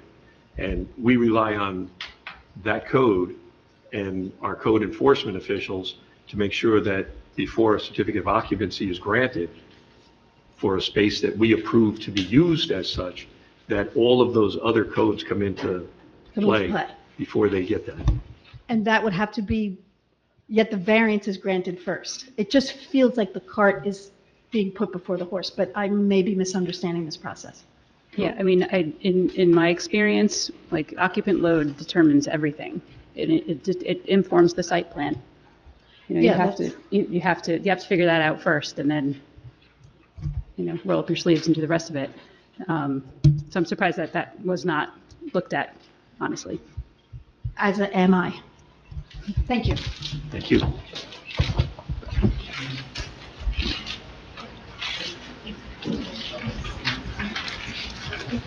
Following up on Christie's question, and again, maybe this was asked and I just missed it. Employing the most conservative standard, so the strictest standard under how you might calculate occupant load, what would be the lowest number of people that, again, absent some independent determination by the building official who might make it lower, but if we're just using calculation methods, I think you mentioned one is with chairs and one is with chairs and tables. What would be the lowest number? Most amount of people use it there. I would like to know both. Like, I'd like to know what's the most amount of people and. Whatever you want, as long as it's low. But using what are those calculations? Like. The max is 40 people per square foot. So Okay. 40 is the square foot. Okay.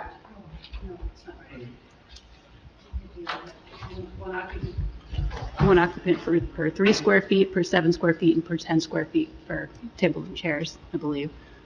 It's been a while since I've looked at it, but. Yeah. Okay. Yeah, so whatever that square footage is, not the entirety of the building, but just those prayer areas, so figured 2,000 square feet or so. Okay.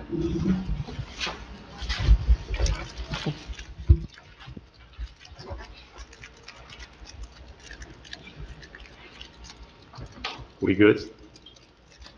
Mr. Polizzi? Thank you. Dex Polizzi, Verona. I was wondering if you could clarify, the application references both 3,500 square feet and 4,000 square feet for the size of the unit. Could you clarify what the actual size of the unit is? Yeah, we redid the calculations and it's 4,690. 4,690. I believe, and maybe you can confirm, isn't the standard for a non-seated house of worship 10 square feet per person? Correct, that's what I mentioned. So that means that this space would allow up to 460 people? No, that 10 square feet net, so it's not the entire space. So the two prayer halls, one for the men and one for the women, there's 1,173 and 981. And then we have the circulation. And then on top of that, the direction of prayer is not parallel to the space. So when you go on an angle, you're going to lose some square footage there. So can you tell me what the maximum number of people would be allowed in this space as it stands? If that standard is 10 square feet per person? 156, the way we calculate it. 156. Maximum. Okay. Obviously, that can be reduced by the fire marshal or the building official. What are the number of toilets that would be necessary for that number of people?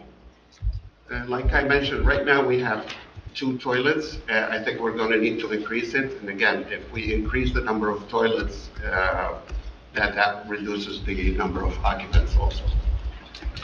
I believe I read that once you reach a certain threshold, I think it's maybe 35 people, you need at least three toilets, 2 urinals, 1 bathroom per gender. I've been in this unit and I've seen only 2 toilets and non-gendered bathrooms. Is that correct?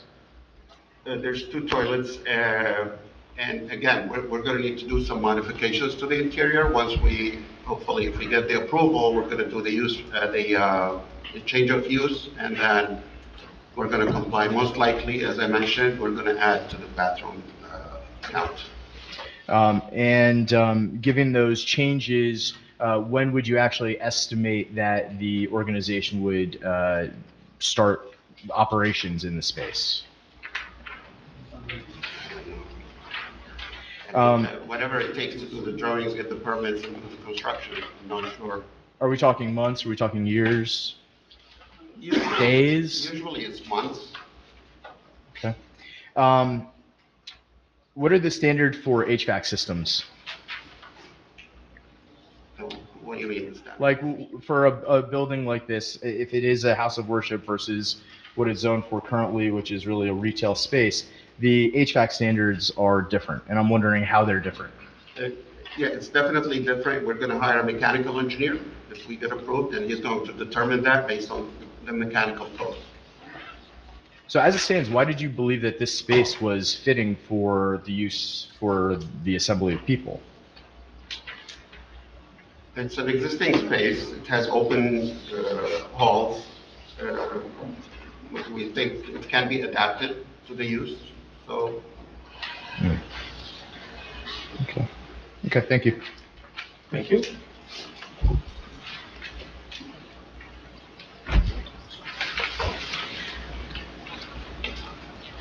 Emily Polizzi, Verona. In the, I don't know if you call it the Boswell letter within the application, I referenced something that said, the application indicates no exterior or interior alterations are proposed in the application. I don't have this in front of me, but what I'm hearing from the board is that there's not many changes that you're speaking to tonight. But you have stated that multiple times that interior alterations will be required. I'm just confused how the application stated no interior alterations were proposed, and tonight you are saying that interior alterations will be required. Those are opposing statements. Could you please clarify how the application stated there would be no proposed alterations to the interior, and now you're stating interior alterations will be required? Yeah, most likely, again, there's going to be some interior alterations, but the general idea of the spaces is going to remain the same.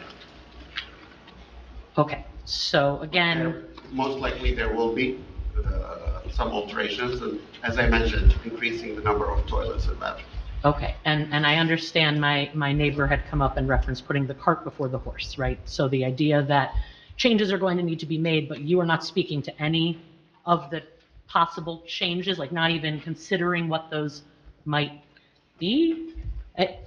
In the letter to Ms. Meish from Tom Jacobson, dated March 26th, it's an email. Applicant must provide testimony to the board regarding the size of all exit doors as per current codes, egress consideration based on current codes, and code compliant panic hardware on egress doors. Since this is our cross-examination and you are the architect, could you please provide the testimony on this? Yeah, all that's going to be provided. Tonight? No, I mean, the code compliance will be provided if we get approved. Again, if we get approved, all code compliance items mentioned by the building official letter, right, will be complied with, definitely. Otherwise, we don't get a certificate of occupancy. But I can assure you that there's no exterior changes that would affect you. All the work will be interior. Okay. I mean, if there's an additional bathroom required, I don't see how that affects you negatively. It's all interior work, so. Am I allowed to object to a comment? This affects me directly. If they put in the I live in this neighborhood, sir. If they put in the bathroom inside. The approval of this non-permitted use variance personally affects me. That, I understand, definitely, but if they. I don't appreciate the statement about a toilet not affect, it's not about a toilet. It's about approving a variance for a non-permitted use. We are here from the public to speak, and I'm asking you a question. Yeah, no, I understand. My answer is, if we need to add another toilet in the interior, that's not going to affect the use or you personally. If there's exterior change, definitely I agree with you. The use you can object to, definitely, but adding another toilet inside this space, if anything, it's going to reduce the occupant load. I guess I would like to understand how, I understand the procedure, and first the variances is approved, and then you move into the next phase. But the application stated there were no proposed interior changes. I believe these plans do not indicate any proposed interior. Why are there no proposed interior changes being provided to the board, to the public, for our consideration in light of hearing, this variance?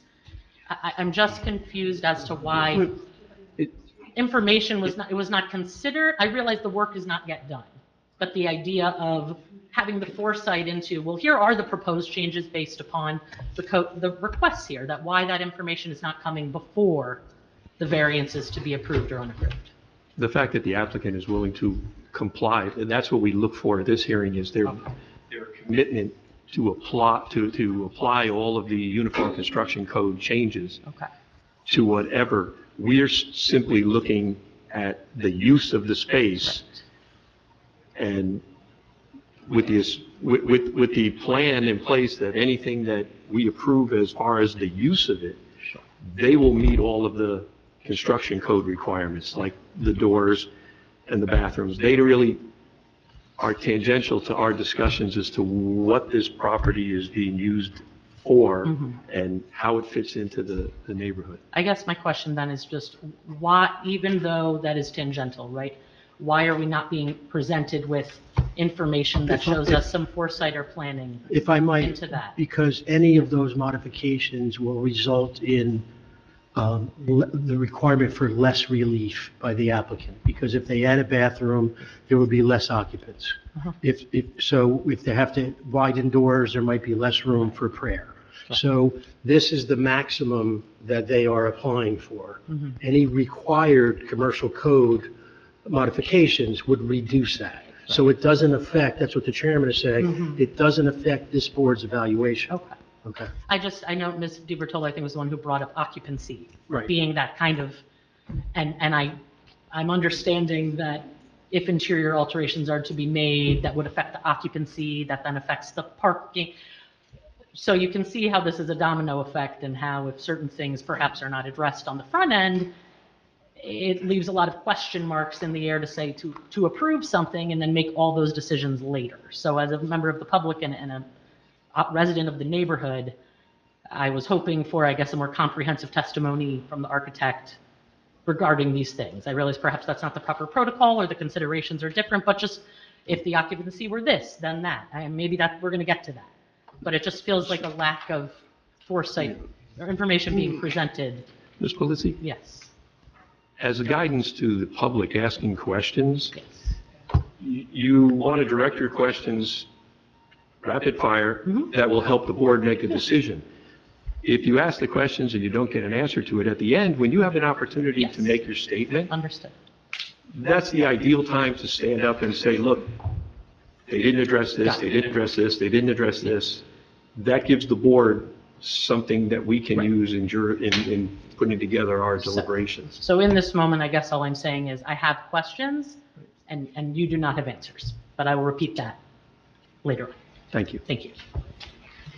And the other thing to keep in mind too for the public, and correct me if I'm wrong, Mr. Massera, but just the fact that they're here and testifying to this, that is they are legally obligated to this testimony. So whatever they present to us, they have to abide by. And if they divert from that, then they're subject to being penalized. So even though things are kind of in that, in-between stage, I mean, it's not atypical for the process to be a little bit bumpy until it's actually built. So just kind of keep that in mind. This is a legal hearing, and they are obligated to, abide by what they're testifying to, including the garbage pickup and et cetera, et cetera. Mr. Chairman, if I also have another quick question for the architect, and I think it's just as much for the benefit of the public. If you were to design a plan, okay, that incorporated all of the things that you would agree to, am I correct in saying that it would cost the applicant quite a bit more money to drill down as far as, some of these questions have asked you to drill down? And I think from your perspective or from the applicant's perspective, they would be willing to do this, but if they don't get an approval, they would have wasted a lot of money asking you to do more a detailed analysis. Is that an accurate statement? Yes, time and money. Time also. We need to do a lot of work to do the code compliance. Usually, code compliance issues are not brought up in zoning board hearings or planning board hearings. But we can. But if to clarify for the public's benefit, if the variance is really two things we're looking at here, and we're going far afield. We're talking about a use variance and parking. The last time I looked at my notes and what's on the application. So if those two were granted, then it really becomes the responsibility of the construction officials to make sure that you are complying with all of what our construction code ordinances and what the state requires the person to do. The other thing that seems to get mixed up here is, assuming we approve the use variances, and I guess this is a dispute between the landlord and the leasee, who's going to pay for all this stuff? Once again, that's not our concern here, really, as a board. I mean, that's something that the construction department would have to determine who's responsible for fixing. I know Mr. Jacobson made a comment specifically, as the lady referenced, about the doors not being in compliance. He's the construction official. So if we give the use variance acceptance, then you're going to have to go back and satisfy him that you've addressed his concerns. Is that an accurate statement? Thank you for clarifying that. Yes. I agree 100%. Thank you. All right, so this is a question for the architect, because I don't necessarily sure that I was satisfied with this. And again, because this goes with the property, and forever, I guess. It's not like rearranging tables in a restaurant. I understand utilization in this instance, but that's not permanent utilization. I understand that it can go down after meeting compliance. Given the square footage, house of worship, I'm seeing, on the parking side, it's, seats and benches. What is the actual number for, given the current square footage, occupancy for that would be a house of worship in terms of seats and or benches? Like what is the occupancy for this space? Not utilization as intended, because if this tenant vacates, any house of worship can come in with seats and or benches. What is the number that can fit here? If there were benches. Benches or seats, whatever. What was that number? Because again, that lives with the property, not with the tenant. Yes. What was that? Was that number given to us? Because I'm seeing 156 occupants. That's not. If they end up changing it, it'll be back in front of this board to change it. Because that'll change the parking, that'll change everything. So if you change out that layout, it'll change. Just as if this tenant leaves and they want a retailer to go back, we'll be back in front of this board, changing it back to a retail. Actually, probably not. So they're committing to a max? They're committing to the max with this If I can drum. clarify, yes. Again, We're not looking to open this up infinite. This is legally, yes, a variance Okay. with the land. However, we're talking about a small congregation. I understand that. So if that clarifies my question. So if it's stuck at 156, I'm good with that. Not by square footage, by occupancy. A lot of times it'll be presented as maximum allowable occupancy. Okay. Proposed occupancy is 156. And then we can condition the approval Okay, as long as that's the case. with the maximum occupancy of Okay. 156. All right. As long as that's the case, not based on anything else. It's just based on what they're saying. We can condition it on that. No more. Okay. Good with that. Mr. Monroe. Thomas Monroe, Verona, New Jersey. What is the number of occupants that the applicant is seeking approval for? The application references 50 to 60 congregants on a Friday afternoon, correct? So what is the number that the occupant is seeking to place if the variance is approved? Is it the 156? Is it 50? Is it 15? So, Mr. Chairman, we have this amount we are willing to stipulate to the number that's set on the plans, What is that number, sir? 156. 156. The application is for what? There was reference to 50 to 60 people on the application though, correct? Correct, because Does the that is, application make a reference, this is for the architect, sir. Does the application reference 156 congregants arriving at this facility on a Friday afternoon? I did the drawings, not the application, so I don't know what was mentioned in the application, maybe 50 to 60. I'll represent to you I'm that sorry. it is not. I'm It is sorry. not. 156 is not on the application. Okay, So have you reviewed the entire building? all the floors? Yes. No, just the space. So what is on the top floor? Apartments. What is on, we'll call it the first floor? It's retail. And this level? Barber shop. This level is vacant. This level is vacant. What are the uses for the top floor? Like I said, apartments on the upper level. Right. And then we have a barber shop and retail on the So first floor. So this is a mixed-use property? Yes, apartments and. So the current mixed uses are residential and retail? Correct. So the application seeks a third use of this property. It would be residential, retail, and a house of worship, correct? Yeah, I think this space was retail before. Okay. Are you aware of any other buildings in Verona that have the combination of those three mixed uses? I didn't do a survey, no. I didn't ask you if you did a survey. I asked if you knew of any No. building in Verona that has that. No. How about in Essex County? No. How about in New Jersey? No. I'm not sure, no. You're not sure? Yeah. So we're not sure if there's a mixed use with, we'll call it the trifecta of mixed uses. We don't know tonight. If those have ever been granted in Verona, Essex County, or the state of New York. I'm not aware. Okay. Do you know what zone this property is in? It's retail, I'm not sure No, the zone. Mr. Monroe? The C2. A lot of these questions would be better suited to the planner. Okay. Because the planner should be the one who's familiar with the building, Very good. what the zone is, and Very good. the architect's kind of been stuck in the basement. So with the occupancy at 156 people, will the toilets need to be upgraded at this facility? Like I mentioned, most likely, yes, the number of toilets will need to be increased. Then why submit an application where it states no improvements will be permitted? When you know, you just testified that the toilets will need to be upgraded.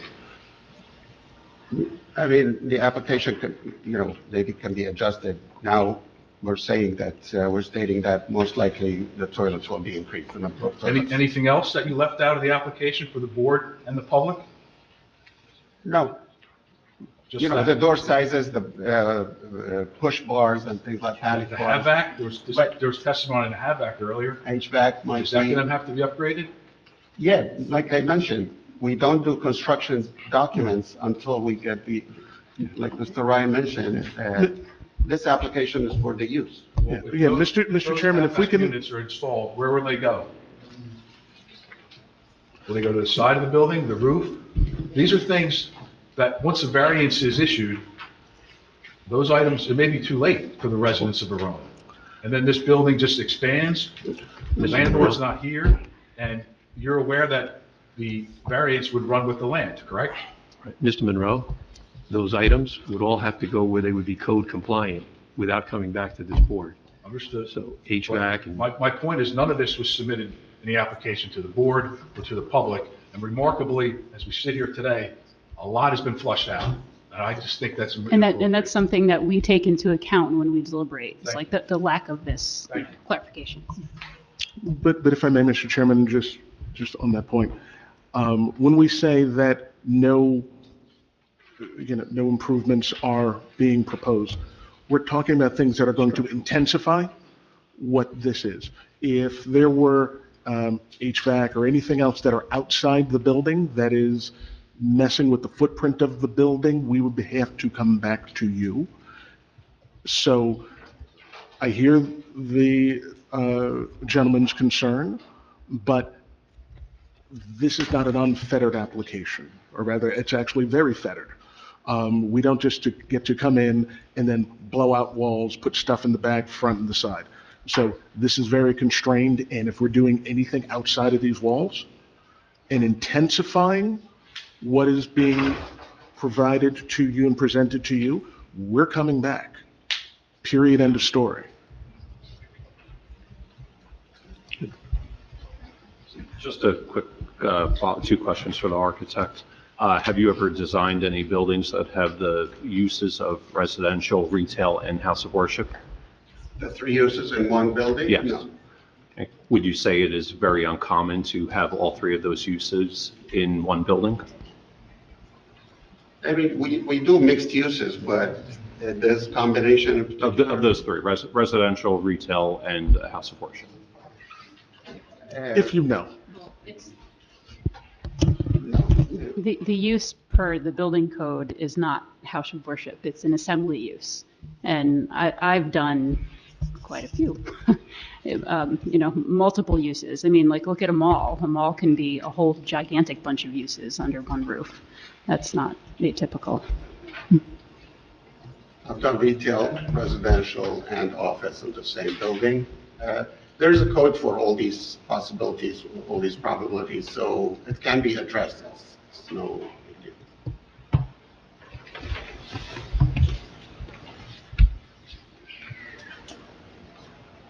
Okay, seeing no one else from the public who'd like to question the architect, I would close the public portion of the architect's testimony. And is anybody in need of time, or do we move on to? We're good? Thumbs up? We're all good? Okay. Counselor, if you would. Thank you.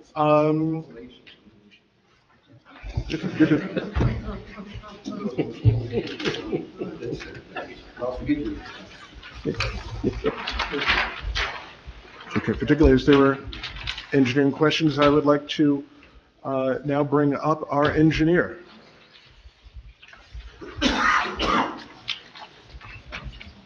Raise your right hand. You swear or affirm that the testimony you're about to give is the truth?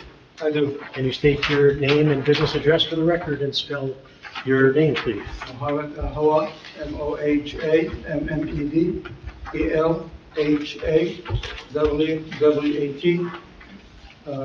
159 Eileen Drive, City Road, New Jersey. Thank you. Mr. Ahwat, can you describe for the board, provide your board with your current position and professional background, please?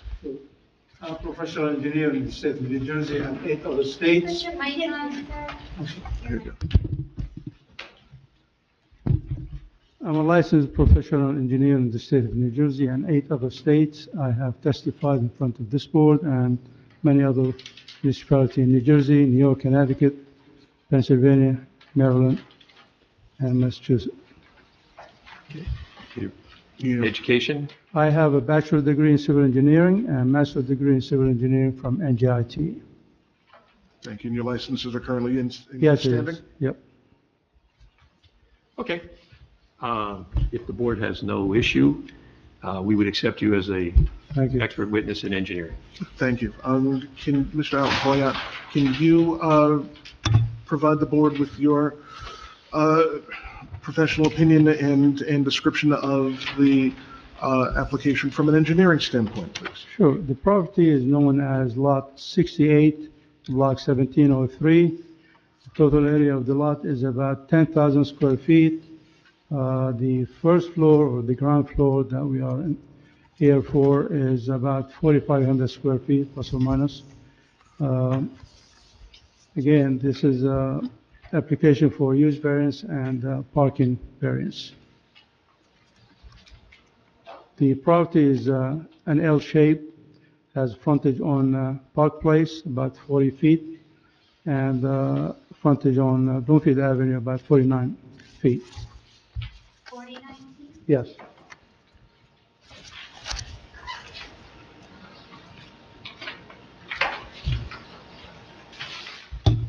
It's an existing building, and we are seeking use variance for the ground level to change it into a place of worship.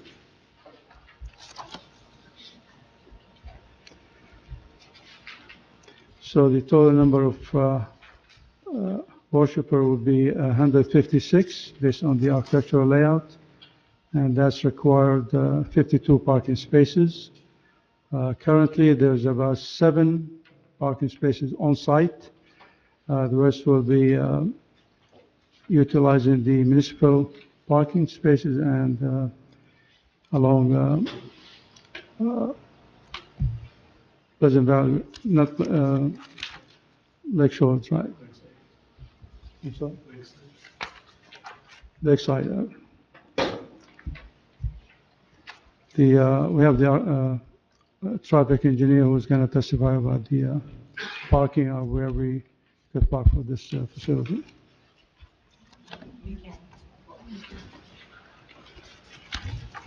That's basically. We're going to have to ask you to speak a little louder. Okay. Did you have Professor Estrin? Do I have what? I'm Did sorry. you have Dr. Estrin at school? Surely he gave No, you the opportunity no, to I don't. public speak. So that's basically the description of the property. We are not really seeking any changes to the outside. There may be some modification to the interior, but nothing on the outside. The current stormwater pattern will not change. We're not seeking to change any of the roof or the parking or any of that nature. What's existing right now is going to continue to operate as it is. Currently, it's the runoff goes into a series of inlets on Park Place, which we are not changing or modifying at this point, not in the future. So the 7 spots that you mentioned for parking on site, can you describe where they are? Are there any signs? Are they restricted to some of the tenants that are in the building, or, the first floor, ground floor, first floor, second floor? It's not really defined, but it's located on the paved area of Park Place. It's not defined to which one is which. So the 7 spots are kind of a free-for-all, whoever first come, first serve? It's not really defined, yes.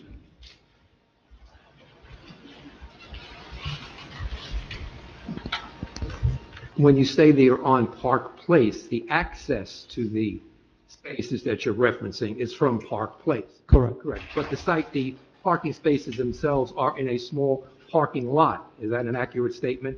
Correct. It's on a paved area on the lot. Okay.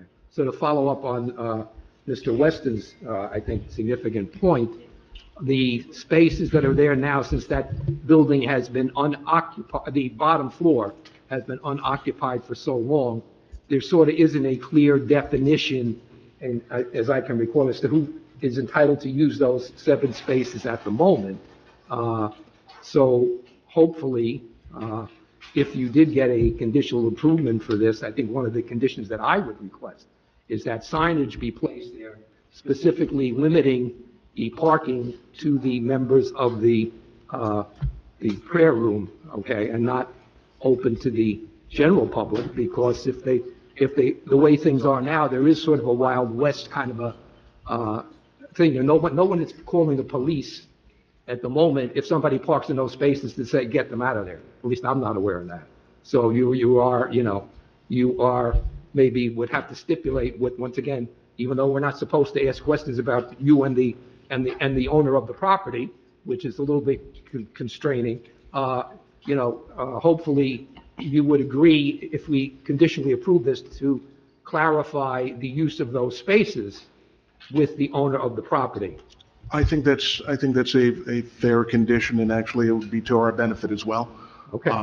Because if you said that there was a question of people from the public coming and utilizing it improperly, well, then it's not to our benefit to have that happening as well. Okay, So, well, yeah, so hopefully that's giving you a little education as to. No, that is, and again, that's very helpful. Running into. And the other thing, you mentioned something about, I didn't quite hear you either, about Lakeside being the opportunity for parking?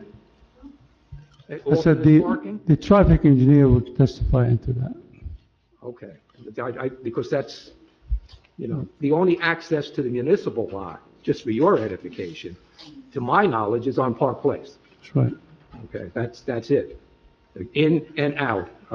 You can get out, actually, you can get out onto Bloomfield Avenue, but you can't get in unless you go down Park Place. Correct. So hopefully your traffic engineer knows all about that. Yeah. Yes. Thank you.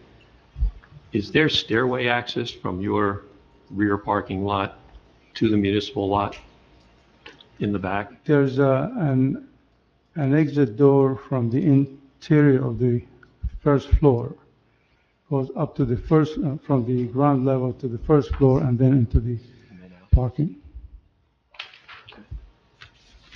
But if somebody went out, the way we've been told that the Park Place entrance is the ingress and egress of preference, if somebody comes out there, their access to the municipal parking lot would be to use the public street? Correct. And then go in? Correct. I have a question. You mentioned that there would no problem with stormwater before. On that ground level, there is, I don't even know how to term it, a trench. There's doors, 3 doors, and you go in on the side of the building, right? And there's, when I was there, physical water running through there and coming through. So is there, are there going to be children in here? Because there are 3 access doors to this water trench. And has that been looked at? I know it's. What I meant is by the stormwater is whatever currently working is not going to change. Inside there's a trench along the wall of the building, ground level, going into a pump, and then from there pumped into the system. These 3 doors, I'm sure during the building review and the CO, they will require some kind of a mechanism to prevent kids from opening these doors and playing with it.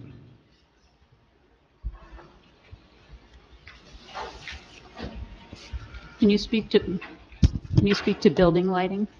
I'm sorry? Building lighting? Inside? No, on the outside. Outside, there is a light over the door, that I recall, right by these 7 parking spaces. And is that it? Just that one over the door? I believe so, yeah. That's really the main entrance. The rest is our emergency exit doors.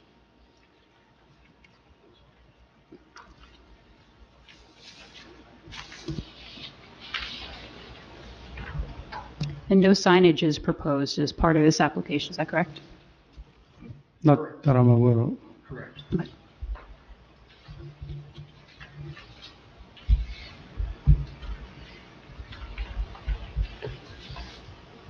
Any additional questions from the board for our engineer? Okay. Is there anyone from the public who has a question of our engineer at this time?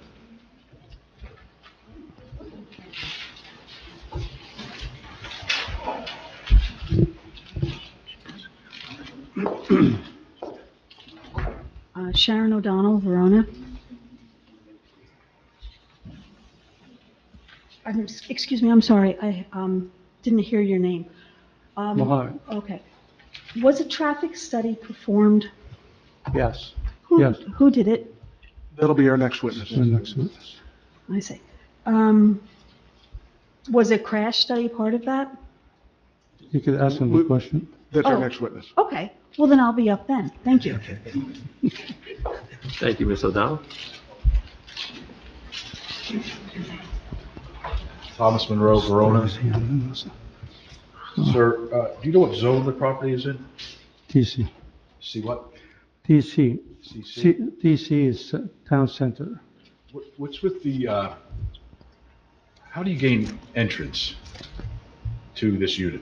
Is it on Bloomfield The Avenue? ground level has 3 entrances. 2 are emergency exits or entrances.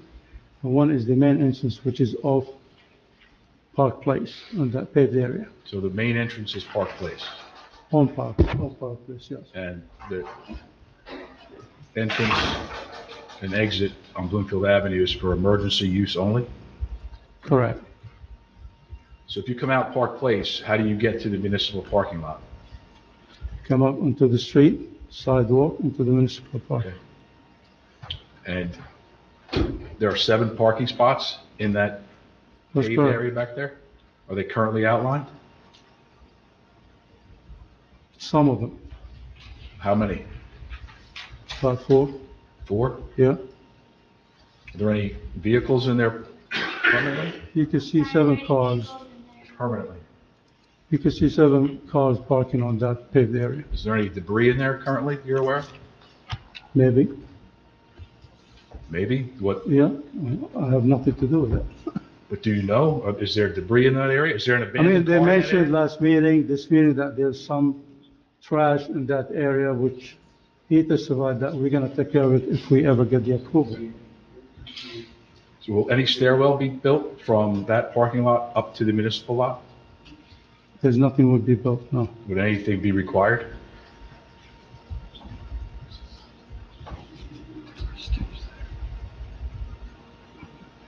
I don't think so.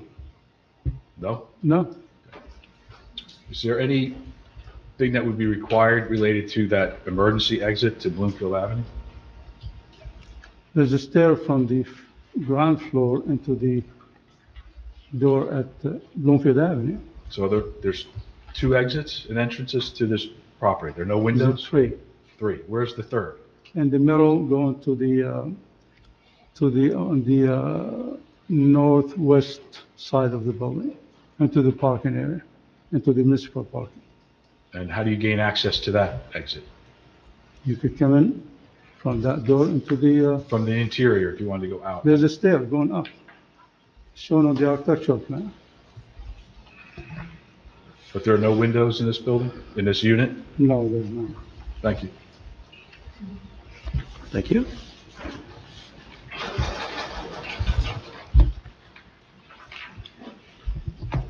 One second. Do you have any questions? Okay. Every time Mr. Pelisi comes up, you have a question. So I was just afraid that I was going to let him get up there and you were going to have some.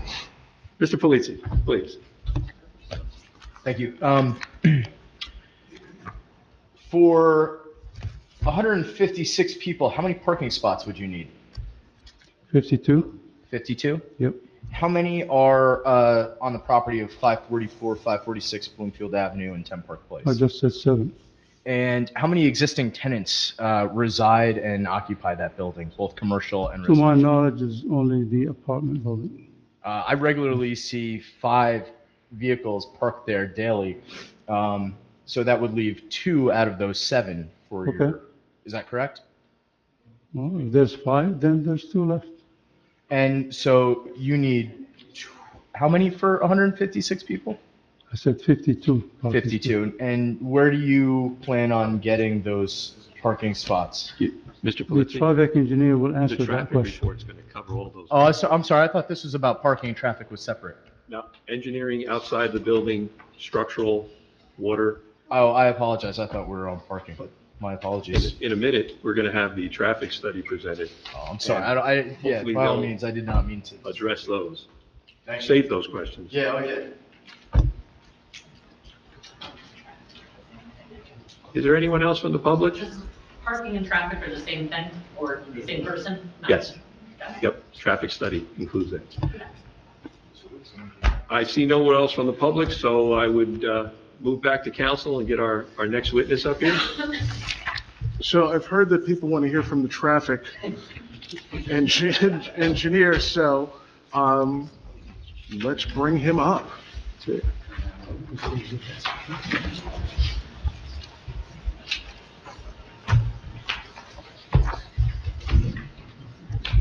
Can you, sir, please raise your right hand? Do you swear or affirm that the testimony you're about to give is the truth? Yes, I do. And can you state your full name and your business address for the record, please? And please spell your name for the report. Andrew Vicio, V as in Victor, I S as in Sam, CHIO, employed by Stonefield Engineering and Design, located at 92 Park Avenue, Rutherford, New Jersey. Thank you. And can you provide the board with your current position and professional background, please? Absolutely. I'm a licensed professional engineer in the state of New Jersey. My license is active and in good standing. I've received my bachelor's and master's degrees both in civil engineering from Georgia Tech. I have been practicing as a civil engineer with a focus on transportation and traffic engineering for over 14 years. And I have been accepted as an expert before various land use boards throughout the state. And your license is currently in good standing, correct? Yes, counsel. Okay, we certainly look forward to accepting Mr. Vicio as an expert in civil engineering. And civil engineering and particularly traffic. Particularly traffic. Thank you. I'm just going to wind you up and let you go. Can you, you've reviewed this application and the surrounding area, correct? That is correct. So on behalf of the application, our office prepared a traffic impact study dated May 30th, 2025, excuse me. The report was prepared in accordance with industry standard guidelines and evaluated both traffic and parking impacts of the subject application. We recently received a review letter prepared by Boswell Engineering dated June 5th, 2025, which reviewed the traffic impact study. At the outset of report preparation, we take an inventory of the surrounding transportation infrastructure. The subject property is located at the northwest corner of the signalized intersection of Bloomfield Avenue with Lakeside Avenue and Park Place. Primary pedestrian access to the site is via Bloomfield Avenue. As my colleague previously mentioned, there's a small parking lot in the rear of the site that is accessed via Park Place, but that can only accommodate approximately 5 to 7 vehicles, as he testified to, and would not be used by the vast majority of visitors to the proposed use. The signalized intersection of Bloomfield Avenue with Lakeside Avenue and Park Place provides full pedestrian accommodations, including curb ramps, pedestrian signal heads, and push buttons. This intersection was the focus of our study from a traffic impact perspective. To analyze this intersection, we conducted turning movement counts during the Friday afternoon period when activity on the site is anticipated to peak. We performed the intersection capacity analysis utilizing signal timings that were obtained from Essex County, which maintains jurisdiction of this intersection, as Bloomfield Avenue is a county roadway. To analyze a future condition with the establishment of the proposed development, we turn to the Institute of Transportation Engineers trip generation manual to project the amount of vehicular traffic that this site would generate. ITE projections for a 4,690 square foot mosque is the land use code that's used in the ITE trip generation manual that's closest to what we're proposing, and that's the land use code that we used. Indicates a maximum of 63 egress vehicles, which is generally consistent with the applicant's estimate of 50 to 70 people in our discussions with him and as he previously testified to.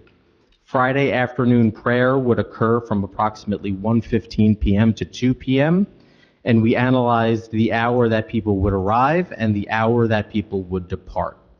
We distributed traffic based on the findings of our parking study, which was also conducted on a Friday afternoon during the time that prayer would take place. The parking study took an inventory of parking demand in the nearby municipal lot and on-street locations within a 10-minute walk of the site. We were careful to note all of the different types of parking restrictions and reservations that are in place in the municipal lot. We found the least amount of general parking available, and we found that the least amount of general parking that was available in the municipal lot was 23 vehicles. There were also 23 vehicles, 23 on-street parking spaces available along Bloomfield Avenue, between Park Place and Fairview Avenue. And finally, there was ample parking available along Lakeside Avenue. There was capacity for more than 100 vehicles along Lakeside Avenue between Bloomfield Avenue and Morningside Road. So again, just to recap, the minimum amount of parking stalls that were available during the time of prayer in the municipal lot were 23 parking spaces. Another 23 parking spaces were available along Bloomfield Avenue between Park Place and Fairview Avenue, and greater than 100 potential parking spaces along Lakeside Avenue between Bloomfield Avenue and Morningside Road, all within a 10-minute walk of the site. So in summary, our findings indicate that the municipal lot alone would not likely support the full parking demand during the peak, Friday afternoon peak period, and therefore we anticipate that visitors will also utilize on-street parking along Bloomfield Avenue and Lakeside Avenue.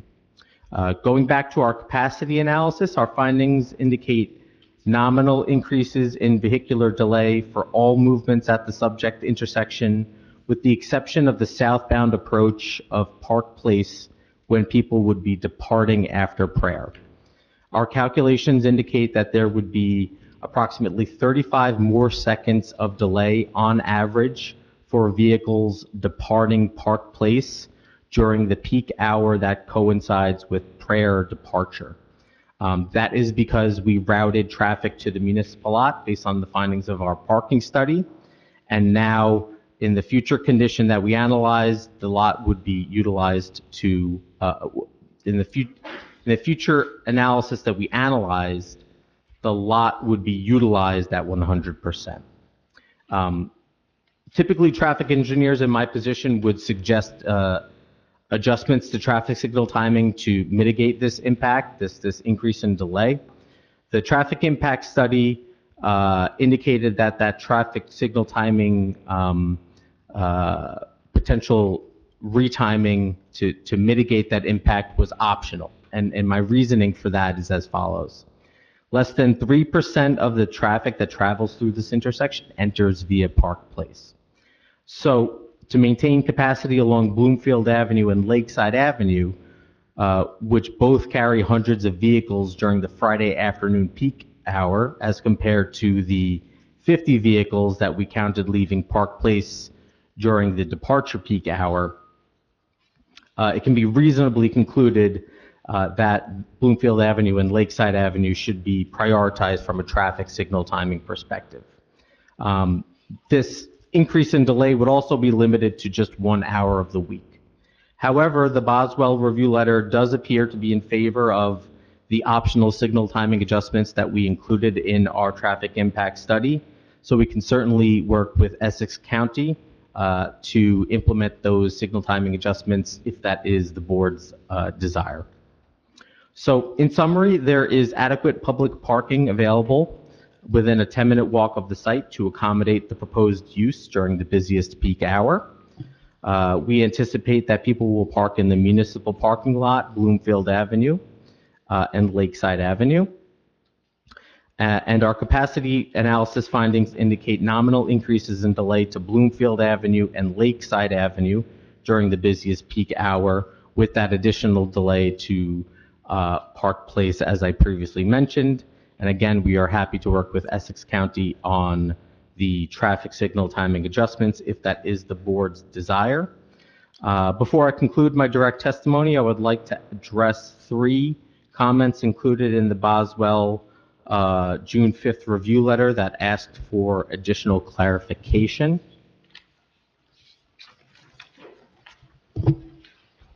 Referring to comment number 15, there was a question for additional clarification regarding how parking capacity was determined for streets where on-street parking is not delineated. So to do that, we took into account all of the parking restrictions that are within Title 39, namely parking is restricted within 25 feet of crosswalks, within 10 feet of hydrants, within intersections. We also took into account any signage and painted curbs along these streets, and we assumed a vehicle would take 20 feet of curb length per vehicle, which is a standard dimension. There was a request for additional clarification regarding the streets that we counted for our parking study. Specifically that streets such as South Prospect Street, Montrose Avenue, Peace Avenue, Harrison Street were not counted, even though they might potentially be closer than the streets that we studied. So our thought process behind that was that parking would be harder to find on those relatively densely populated residential streets. So visitors would be more likely to utilize the municipal parking lot, Lakeside Avenue, and Bloomfield Avenue. And finally, there was a request for additional discussion and clarification regarding the potential for Friday afternoon prayer to overlap with dismissal of the H.B. Whitehorn Middle School. I conducted research. The dismissal for the middle school occurs at 2:59 p.m. Crossing guards associated with that middle school don't arrive until 2:45 p.m. And Friday afternoon prayer occurs from 1:15 p.m. to 2 p.m. And there was prior testimony that congregants do not typically linger after prayer. So for that reason, with that 45 minutes to an hour of buffer or so, I don't anticipate that there would be an overlap between the people departing after prayer and departure and dismissal of the H.B. Whitehorn Middle School on Friday afternoon. So that concludes my direct testimony. I believe I've addressed all of the requests for clarification in the review letter.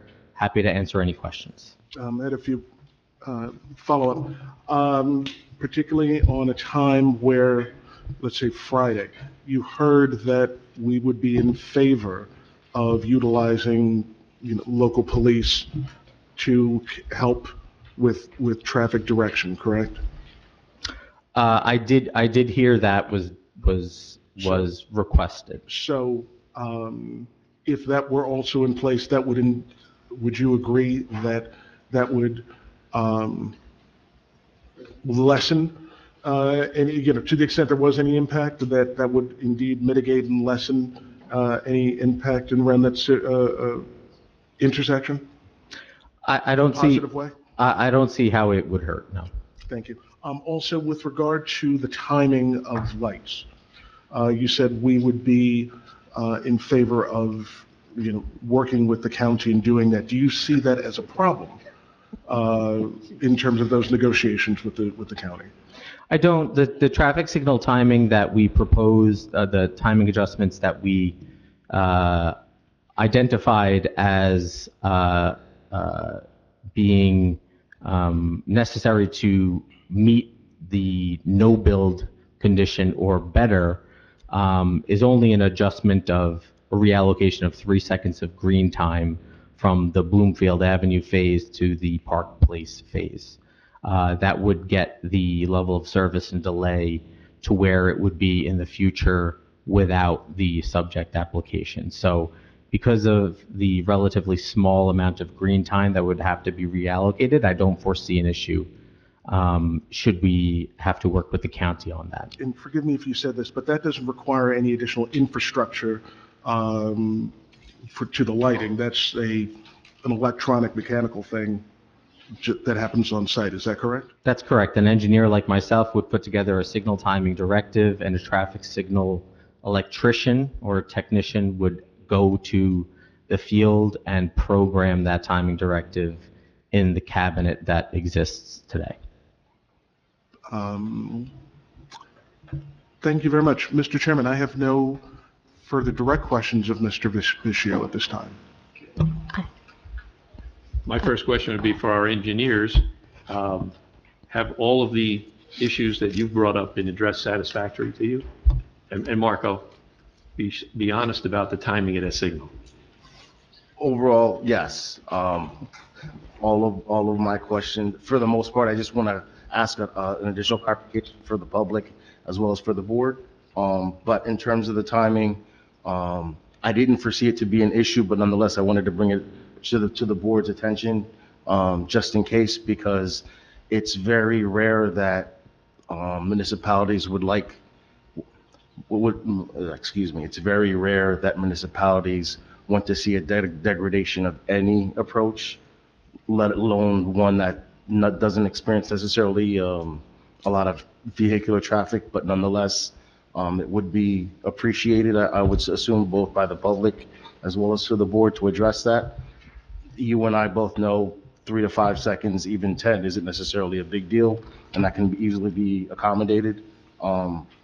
That was not an issue. It was just a matter of just presenting that so that I would be more comfortable if such a modification would be made. With respect to the parking inventory, that was also an additional thing for the edification of the board as well as the public. I figured that's probably how you would do your analyses.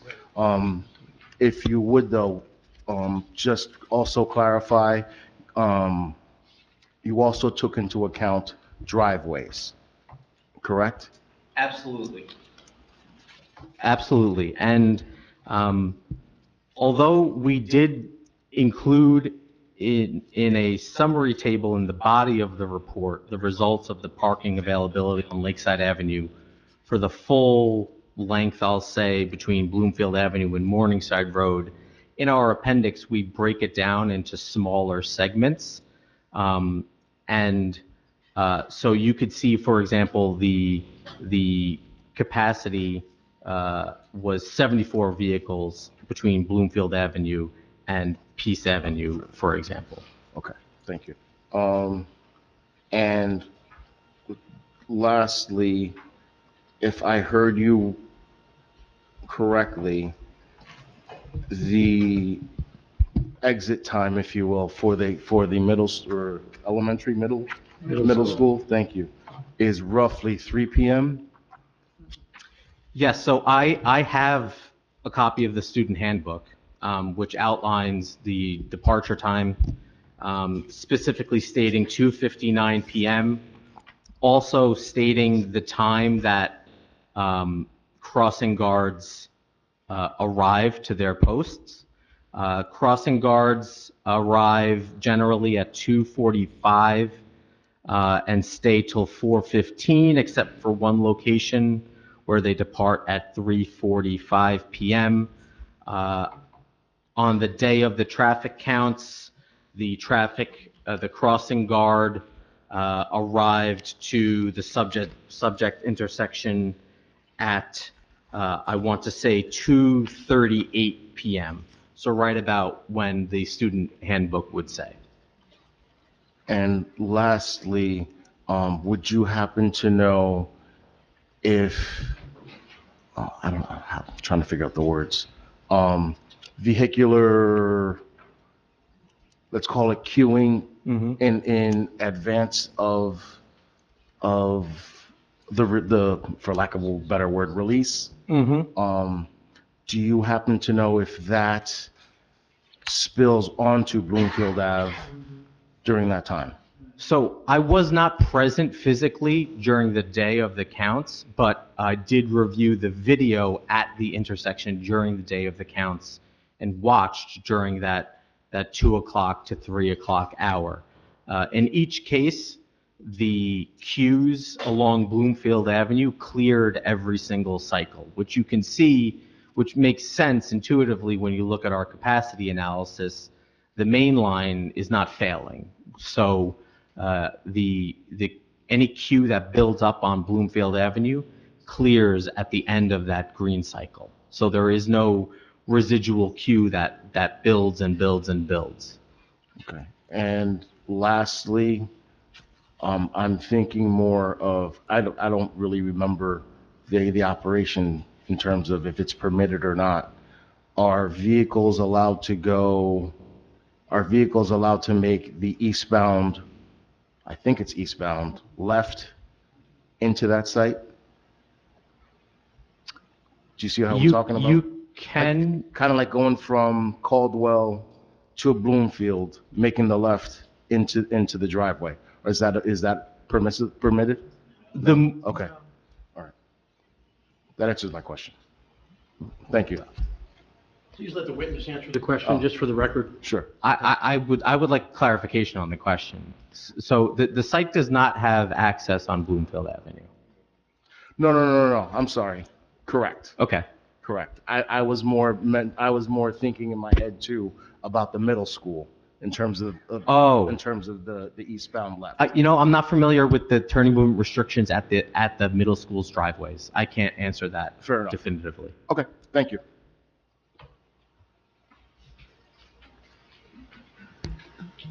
So I have a question. You said you utilized the ITE trip generation for it looks like in the report, a 4,690 square foot mosque. Do you know if that is intended to represent a center, as was testified earlier, versus a prayer hall? Do we know? Is it defined? I actually read the definition of mosque in the ITE trip generation manual. I think that using that land use code is conservative, and I'll tell you why. The definition for a mosque according to ITE, is that it may also, it states that prayer service occurs there, and it states that mosques may also house meeting rooms, classrooms, and dining facilities, which are not proposed as part of the subject application. So in using the trip generation manual, the study sample sites that the data is based on could have prayer occurring at the same time as a meeting is occurring, at the same time someone is having a visitor over for a cup of tea, which I don't believe this facility is proposing to do. So I think it's certainly the closest that we can get to within the ITE trip generation manual, and I think it might be a little bit on the higher end. Mr. Chairman, just a quick question here. Did you get any information about the number of accidents, either vehicular or to pedestrians, at that particular intersection? And just to give you my background, I've lived in the town since 1985. So with all due respect to your expertise, okay, I have a lot of experience personally. I'm just going to put it out there. So if you want to file an appeal at court, you can quote me on that or quote me as a witness. But, you know, we've had a number of people actually hit and killed just with the current traffic conditions at that intersection. But answer the question, have you looked into that data? So what I did was I looked at the North Jersey Transportation Planning Authority's screening list. The North Jersey Transportation Planning Authority is the metropolitan planning organization that covers this part of New Jersey. What MPOs do is they basically administer federal funds. So it's the job of NJTPA to essentially create screening lists and rank locations, corridors, intersections based on their safety record. They have a tool that is available for anyone online to search those screening lists. This segment of Bloomfield Avenue did not come up on the screening lists, the latest screening lists, which typically look at 3 to 5 years. I want to say 3 years is what the past 3 years is what they look at and publish. But it was not on that, this corridor was not on the corridor screening list, nor was this intersection on any intersection screening lists, which you can make the determination then that those screening lists are on the order of 500 and I want to say 547 corridors were ranked. So according to NJTPA, there are 547 worse corridors within Essex County. And the same could be said for intersections. Now that's just the latest round of screening lists.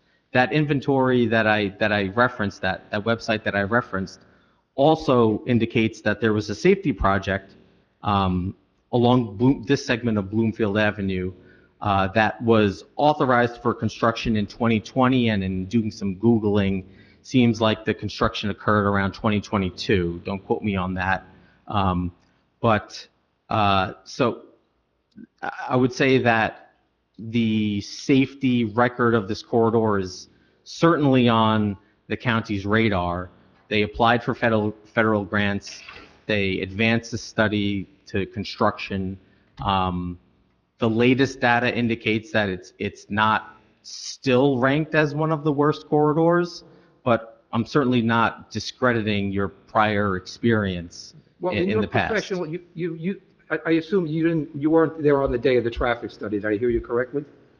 I was able to watch video from that day. Oh, okay, but have you ever walked in that area yourself? Yes. Okay, all right. So, in your layman's opinion, that is a very, at least, would you say that's a very difficult and unique intersection there, Lakeside to Bloomfield Avenue, toggling over to Park Place, where there happens to be an entrance to a municipal parking lot?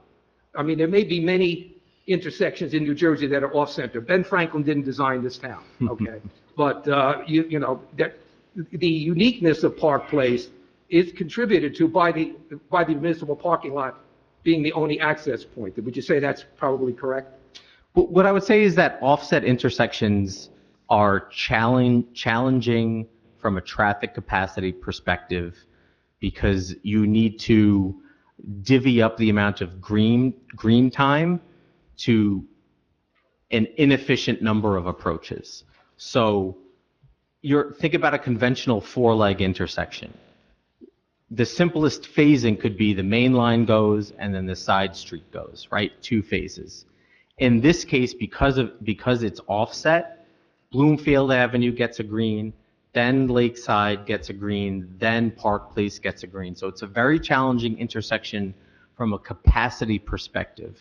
If you look at the traffic signal timing directive, Park Place only gets 7 seconds of green time. You don't have to tell me that, but go ahead, yes. It only gets 7 seconds of green time. That, but go ahead. Okay. It does get more green time. Here's a little trick for anyone who's having a hard time exiting Park Place. it gets significantly more green time when pedestrian actuation is pushed. So Park Place gets essentially double the amount of green time if someone presses that push button to cross Bloomfield Avenue. The other part of your report here, which I was shocked when I read this, page 4, and this is not from other planned development projects. You asked the town, I guess, to let you know what might be going on there, and they didn't reply to you? So we submitted an OPRA request that was denied on May 19th. We sent an email to Kathleen Misch on May 27th, which was not returned. So we did our due diligence. We tried, and did not find anything. I'm going to refer you and everybody in this room to the town website, okay, which just announced a meeting to be held in this room next week regarding future affordable housing development in Verona. And one of the overlay zones that is listed, and just for your information, I was the mayor in the town when this was drawn up, in full disclosure. So I'm very familiar with the overlay zones and where they go. It's not exactly on Bloomfield Avenue where you are, but it's very close proximity. It's between Montrose and I believe Lincoln Place. That's designated as an overlay zone for the next affordable housing development. There's a huge vacant lot there right now. There's an empty Wells Fargo bank. So to say that inevitably, Verona is not part of the lawsuit that is challenged. They accepted their allegation.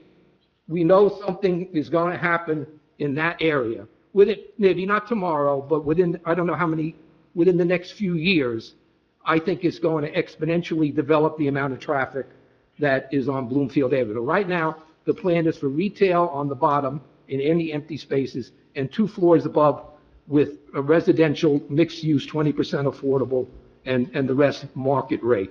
So that's something else that at least I'm going to be considering when I look to see the impact of allowing any more traffic on Bloomfield Avenue. And I wanted to clarify the point, when you're coming from Caldwell down to Park Place, I don't think you can make can you make a left-hand turn? You can make it, but it's very precarious to do that. And traffic backs up. If anybody's trying to make a left-hand turn, traffic backs up substantially. The crossing guard there, by the way, deserves a Medal of Honor for the work that he does just to get people across the street. I frequent the town scoop. I frequent the Lakeside Deli. I'm there quite a bit. The other thing is there are 3 stores across the street on Park Place. One level, okay, right now. One of them is vacant. The real estate moved out. At some point, they're going to have another tenant in there. I know you can't be a magician and project what kind of a tenant is going to be in there, but that's going to increase. I think it's fair to say that's going to increase the traffic flow. The other thing is, at some point, they would be allowed, there's only one level of buildings. There's like 3 or 4 different buildings on Bloomfield Avenue on the other side of Park Place that are only one level. I think even under current zoning laws, the owner of those buildings could apply to put a second level over those, which would also, now they may also have to come in and look for a parking variance. But, you know, all of this stuff just magnifies, in my mind, the intensity of traffic that already exists or could exist within the foreseeable future. And that's just a big concern. And there's a little bit of a contradiction in here. One of the people before asked Mr. Suleiman, well, you know, our people will just come and go. But then he also said, well, then we'll hang around, but we'll go to some of them will go to some of the stores. So which is it? You can't have it both ways. Okay, you're either going to insist that your client, your congregants leave right away after Friday. I'm talking specifically about Friday prayers. They're going to have to leave right away, you know, or if they linger, and it's every right to linger if they want to go up and, you know, get an ice cream or you know, visit the sandwich shop. You are going to run into some contention in my thought process with people leaving the school at 3 o'clock in the afternoon. I keep saying 2:59, but I'm going to say 3 o'clock for ease of purposes. So there's a lot of traffic considerations there that, you know, I'm not questioning the validity of your one-day traffic study, okay? But these are just snapshots. For those of us who live here and are familiar with traffic conditions, we know, to me, in my mind, it doesn't necessarily adequately, represent all the problems. The other thing, and if you referenced in your report and I missed it, what are the parking restrictions in the municipal lots regarding overnight parking? And if you can, we can discuss that a little bit. Yeah, so the town code, section 140-7, night parking specifically states overnight parking is restricted from 2:30 a.m. to 5 a.m. Okay, all right. So that might, according to the prior testimony that we heard from the applicant, at certain times of the year, not always, 5 o'clock might be the start of morning prayers, which would mean that anytime before 5 o'clock, the municipal lot in the back would not be accessible to anybody. If they, quote unquote, if they would be parking there technically illegally if they parked there before 5 o'clock. Is that an accurate statement? Yes, I wasn't at the prior hearing. I did review the transcript. I believe 5:30 a.m. was. Well, tonight he said 5. I'll just clarify. Well, and they said they would get there around 4:45. That's testimony. That's what he testified to tonight. So that's what the ordinance says. That's another thing to take into consideration, that it would limit the number of spaces available. And I believe there was the same kind of restrictions, could be wrong on that, on Bloomfield Avenue and maybe on Lakeside regarding the overnight parking. So that's something that, I think, I'm going to have to factor into my, my calculation here as to whether a parking variance is going to be granted. But I'll defer to my other board members. I've taken up enough of your time. Mr. Chairman, I just have to caution the board. The board should not consider what might happen in the future. That future development or possibilities is not something that should be considered when you're deliberating the merits of this application as it stands right now. I only referenced it because the traffic study he wrote. All right. I just want to be clear that the traffic study, even though we didn't add traffic associated with potential specific future developments, we did utilize a background growth rate that is established and approved by the New Jersey Department of Transportation. So our analysis was for 2 years in the future, and we grew traffic 2% per year. So our analysis isn't that traffic is going to stay static. Okay. Thank you. Now, was that lot that's like right next to the church that the town purchases, isn't that part of this? Is this part of the study, or is this what's happening with that lot? 'Cause that's additional spaces that's going to come to the whole town center of Verona. I'm sorry, can you Sorry, actually, Mr. Ryan would probably know better than I would, but I don't think that that's been determined yet. I'm sorry, I have one quick question. Can you speak to the, for lack of a better word, intersection between the parking, and there only being 20 some odd spaces in the municipal lot, between that and its impact, and how it impacts, if any, or was it taken into account in the trip generation numbers, in that if someone was going to look for perhaps the closest spot, and they get back there and there are no spots, and they have to come back out, in your opinion, does the ITE adequately take that scenario into account? So we would take that into account. It wouldn't change the trip generation number, but the the hypothetical situation that you're explaining, where someone is perhaps circling the block looking for a parking space, I believe is what you're referring to. And I think we took a conservative approach when we were routing traffic. I say that because every ingress and egress trip that we are projecting, that ITE is projecting, we routed through this intersection, even if that person desire to park on Lakeside Avenue. So if I'm traveling northbound on Lakeside Avenue and I find a parking space that's what I would consider convenient, I can park my car, walk to the site, and not travel through this intersection. However, we did not take any credit for people doing that. Every ingress and egress trip was routed through this intersection. Okay, thank you. I have a question. Did you take into account the fact that the applicant has said that on Friday afternoons, there'll be between 50 and 60 people attending services? I grant you that 50 or 60 people are not going to be parking in that municipal parking lot because they're not going to find a space there. However, do you think that that many people would be able to get out immediately at 2 o'clock, which you had mentioned earlier? And the fact that at 2:59, those middle school students are let out the back door. And they walk through that parking lot in order to get to Bloomfield Avenue where the crossing guard is.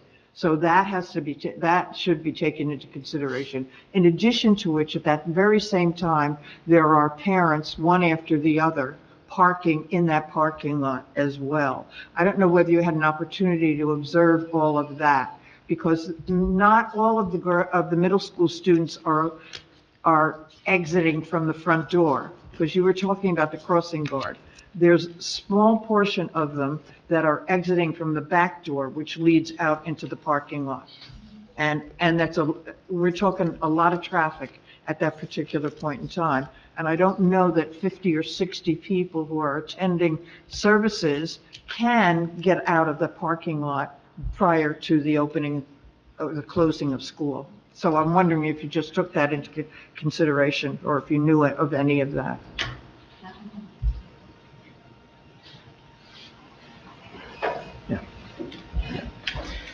We did take that into account.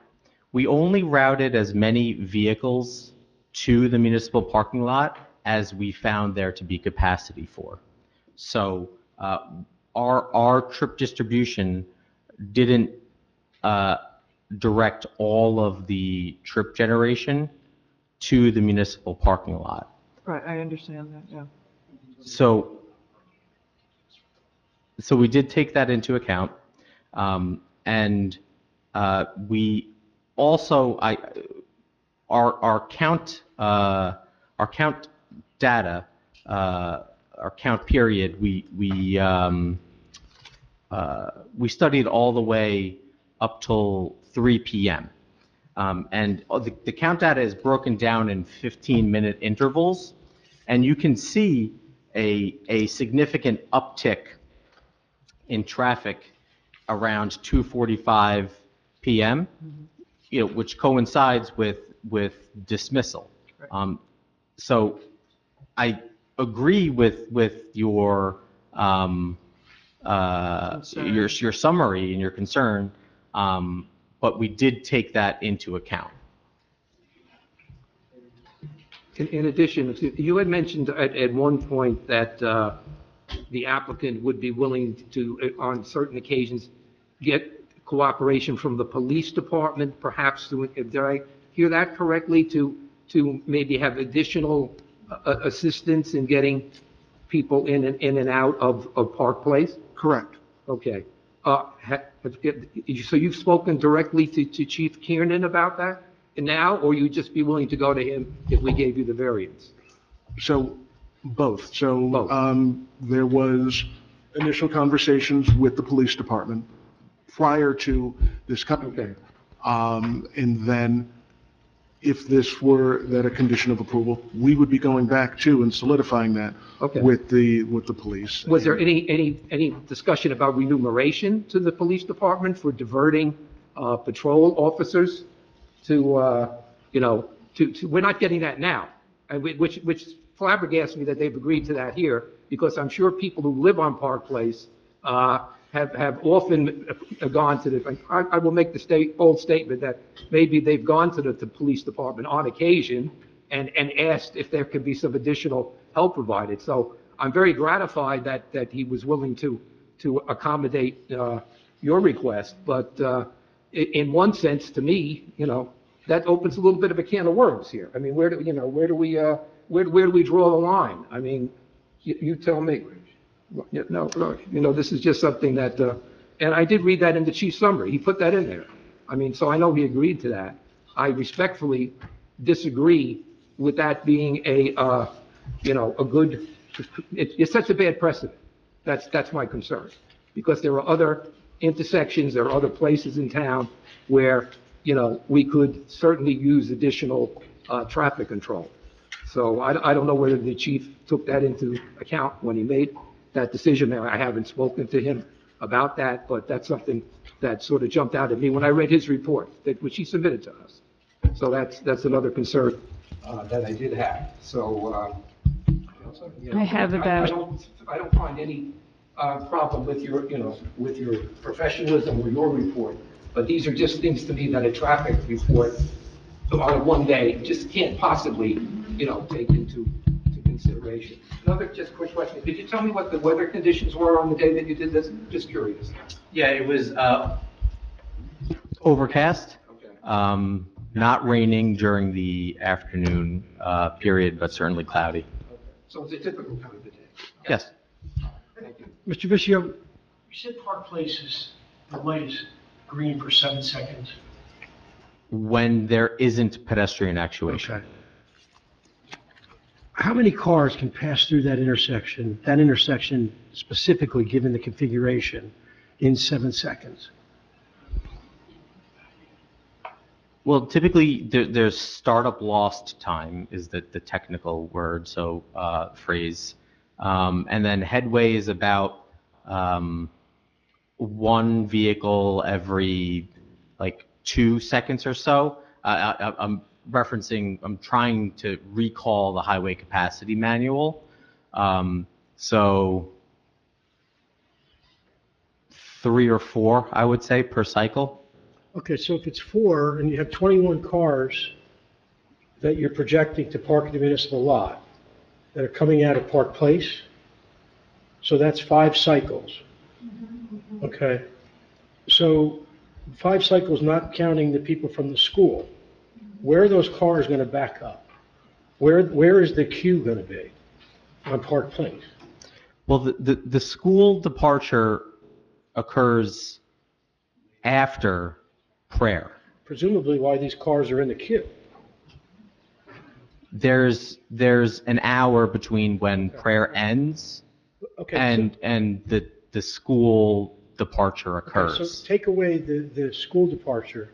Basically, somebody's going to be sitting through 5 lights, and that's if there's no pedestrians crossing, that they can't, that's in the best case scenario.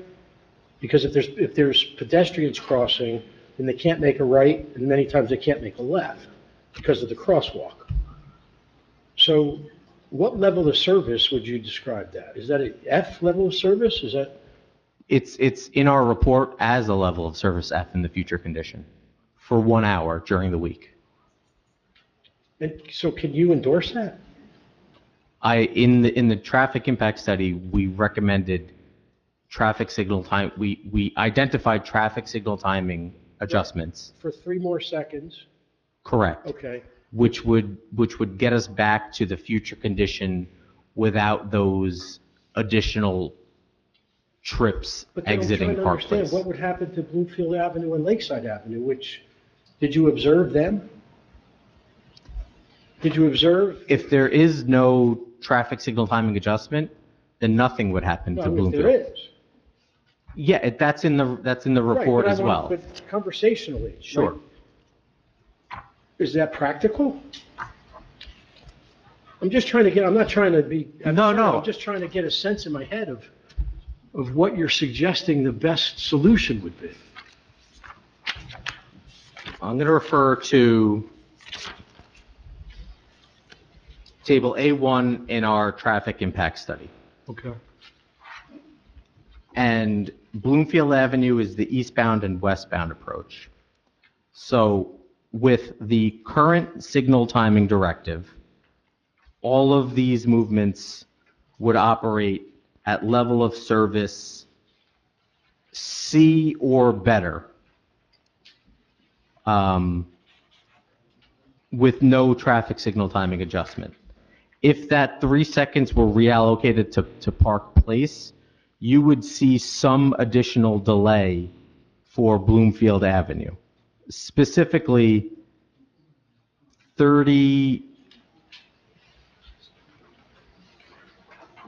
let's take the eastbound through approach, for example. If we were to do, if we looked at 2 years in the future, without this development, vehicles in the eastbound approach would have, on average, 31.9 seconds of delay. With that reallocation of green time, that goes up from 31.9 to 34.5.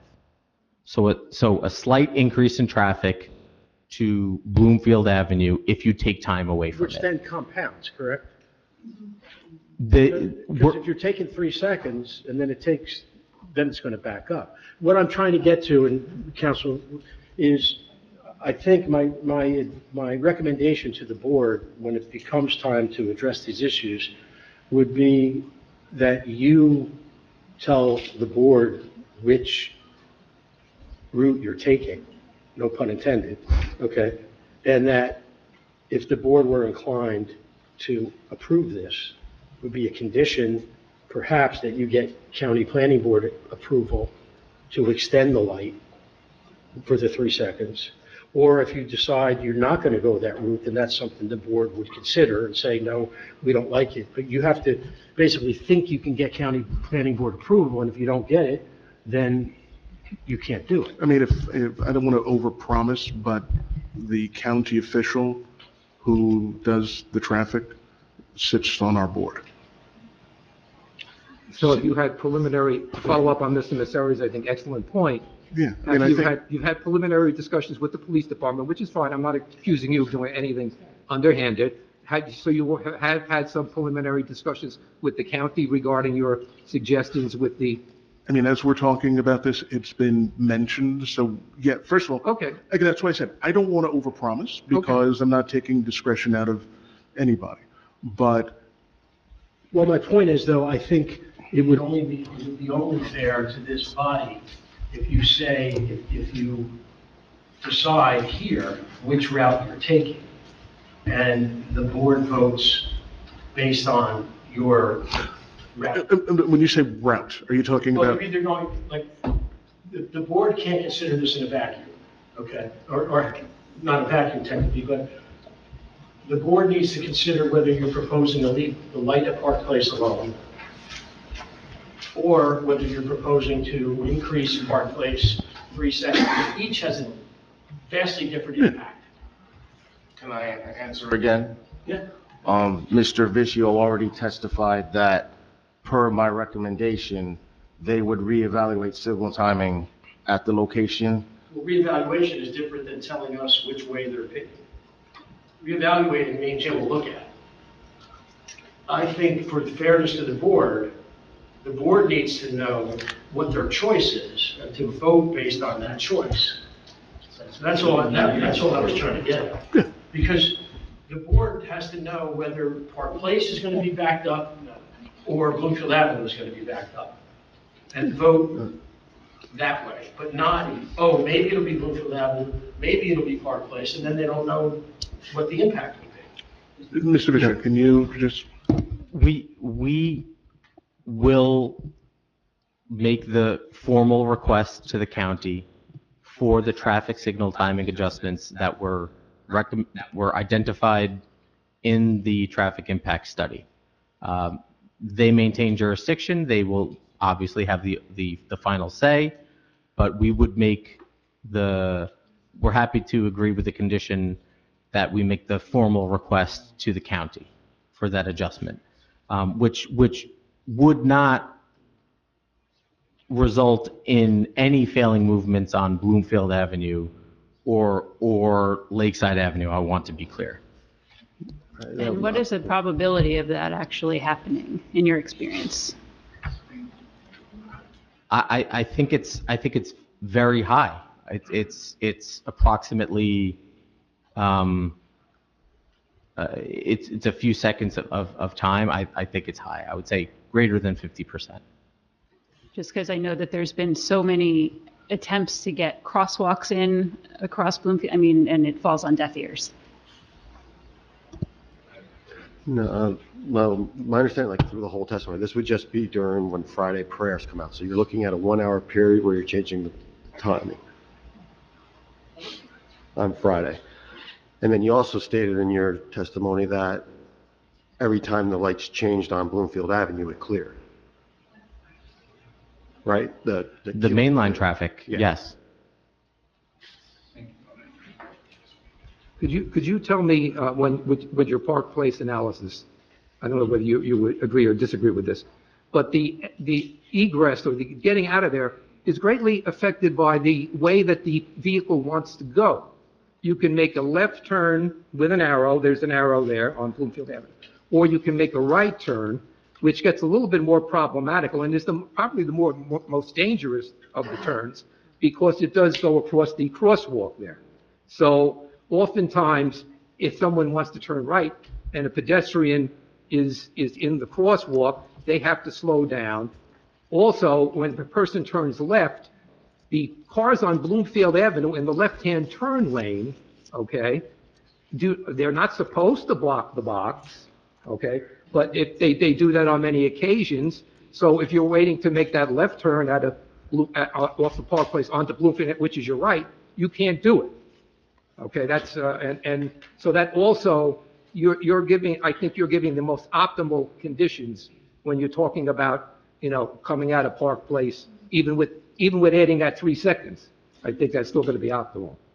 I agree with you that pedestrians do influence the capacity of turning movements.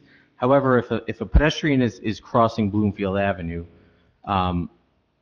in that case, the pedestrian actuation timing would be in place, and Park Place would have 22 seconds of green time in that instance. So yes, pedestrians crossing would hinder the turning vehicles to a certain extent, but they would have more green time in that situation as well. Okay. Because I've seen the crossing guard. I've had personal viewing of this. Once again, it may or may not conflict with you. You're making the assumption that the school traffic is pretty much going to be not a factor, when your people are coming out. But given the fact that there might be some overflow, okay, where people don't leave exactly at 2 or 2:15, there might be some queuing up. The crossing guard often will stop people from turning on, rightly so, even if even when the light changes, if there's a heavy flow of traffic in the crosswalk. So, it's very problematic, as to the time. I realize you can't nail it down to the nanosecond, but these are just other things that need to be considered when you're talking about, moving the 3 or 4 seconds, on the traffic light, as Mr. Massaro pointed out before. So I just wanted to, put that thought in your head. Thank you. Okay, so just a quick question, if you could just clarify something for me with the yes or no is fine, and then I have something else to try to transition this from here. You said all the traffic flows to the intersection in your study. Awesome. The ones that go into the lot, you said only the amount of what was available in the lot go into Park Place, or was correct? We didn't send more vehicles to the municipal lot than we found there to be capacity. Okay, so the presumption is that only what was available would go in there, but everything did go through Bloomfield in some way. That intersection in some way, yes. Okay, cool. Transitioning over a bit. I understand that the question was posed about Friday because of the max utilization.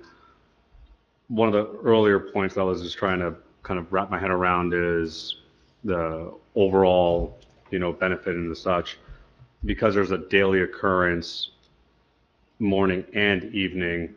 I know it's not study. It wasn't part of the study you looked at kind of middle of the day, but using your expertise, is there kind of a way that you can interpret, I know it's a smaller amount, 15, 20 or so in the evenings, but every evening, is there a way you can kind of interpret what that would do in terms of, one, parking utilization, but also what the available parking supply might be given what that area is used for? I mean, it's primarily restaurants. I know daytime it's lunch and such, but I mean, that is kind of our heart and soul, that municipal lot. So because this is a one and done type scenario, and I respect the testimony of we want them to use the town, but if somebody can afford to go out every single night, I mean, God bless, let's hope they do. But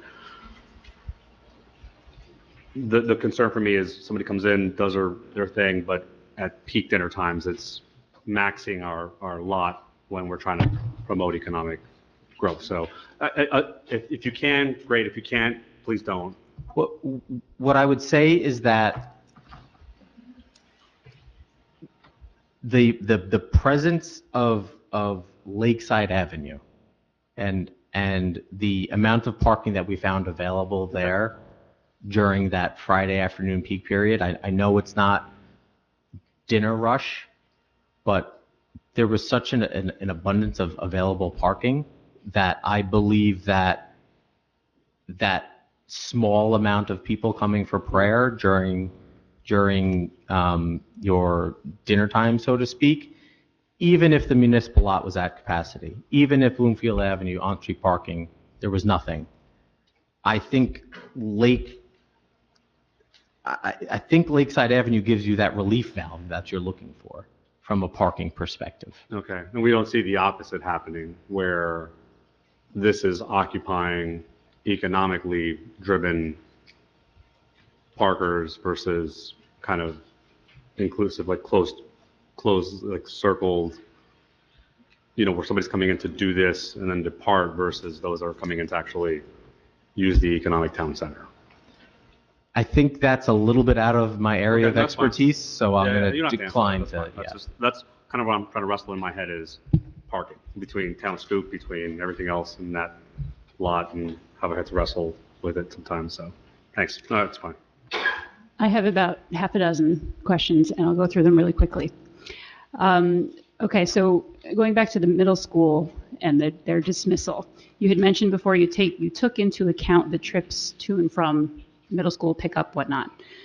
Exactly what did you take into account? Because a lot of times parents will just come and kind of line up on the curb. They're not parking there. They're just hanging there for a little bit, and then they'll pick up their kid at 3 o'clock or whatever and then leave. So that's a little bit different than actually parking your car and getting out of it. Took into account, meaning everyone that drove through this intersection was counted and included in our capacity analysis. Okay. That's how we took them into account. And you feel that there's enough of an offset of departures from the prayer hall and the ingress of the... My understanding is that there's an hour in between those two events occurring. Right. But in your opinion, is that sufficient to get these people in, or these people out first and these people in? I can just rely on the applicant's testimony that people generally aren't lingering. So I think that an hour is enough time for people to depart after prayer occurs. Okay. All right, my next question is, if they're going to park on Lakeside, are you comfortable with pedestrian crossing and the timing that they have to cross Bloomfield Avenue, et cetera? Yeah, there's push buttons, ADA ramps, and what appears to be an adequately timed pedestrian actuation plan at the signal. Okay. Okay. When you generate the calculations based on the ITE, does that take into account like cultural habits? So for me, I'm going to see if I could find this closest parking spot because I just don't like to walk that much. Does that take into account, habits of an everyday citizen? I would have to go back to the approach that we took with our trip distribution, in that we did route every trip through this intersection, even if they park elsewhere and simply just walk to the site. And I think that over time, the people that visit and pray here every week will start to understand where parking is and isn't available, and will probably seek out and do less of that circling around the block than is being anticipated or projected. Okay, because I hear 10-minute walk, and I'm like, yeah, no way. I think about my church, and we have a 10-minute walk. We know if we get there late, I'm parking down further Riverside Drive. Right. Okay, so correct me if I'm wrong, but in town center, in this zone, there is no parking requirement, right? So for most of these uses, there are no, is that right? Parking requirement. So this is just all kind of, projected to be your best guess, right? I didn't perform the off-street parking requirement, but it's noted as 52 parking spaces per the architectural plan set. Right, which technically is not required. We're trying to do our best to accommodate what's reality, right? But it's not actually required. Is that right?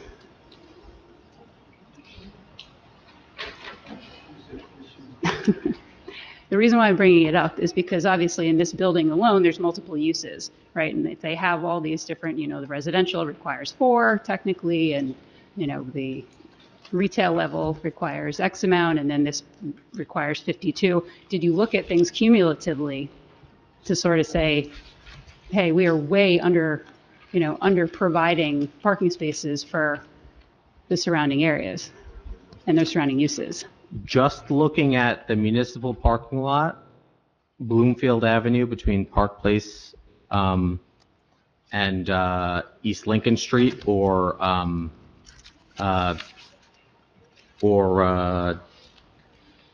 Fairview Avenue, and Lakeside Avenue between Bloomfield Avenue and Peace Avenue, there were 120 available parking spaces. So that's less than a 10-minute walk. It's a 5-minute walk to Peace Avenue on Lakeside Avenue.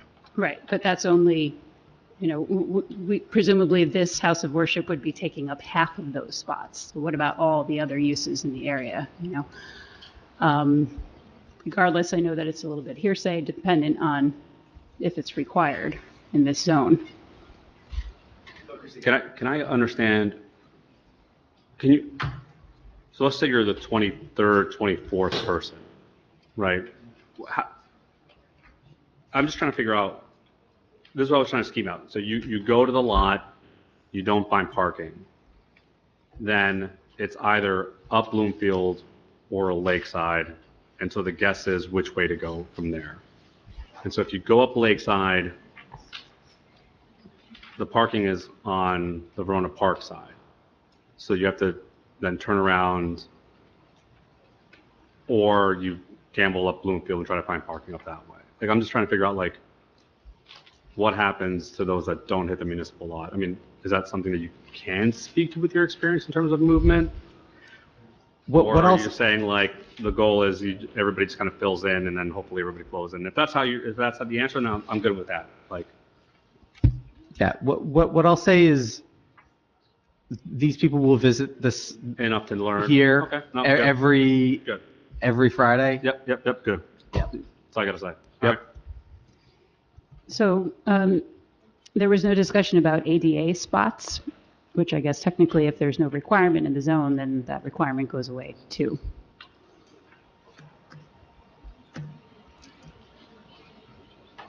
So as far as you know, you're not providing any testimony that there's ADA spaces. It's a question that's better answered by the site engineer.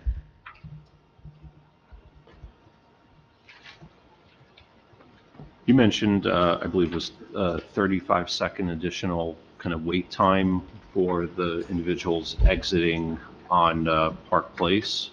How How is that calculated? Because I know when I get stuck if I miss that green, get stuck at that red, it's way more than 35 seconds.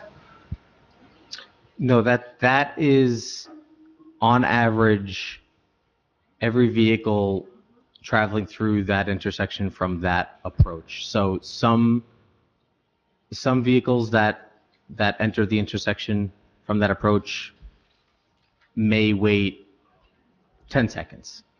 Some might wait longer. It's an average of all the vehicles. Okay.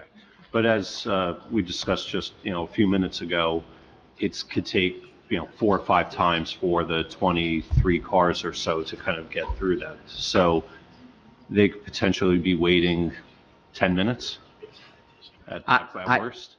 I don't think it would be that long. It's not a calculation that I feel comfortable doing off the top of my head, but I don't think it would be as long as 10 minutes. Okay.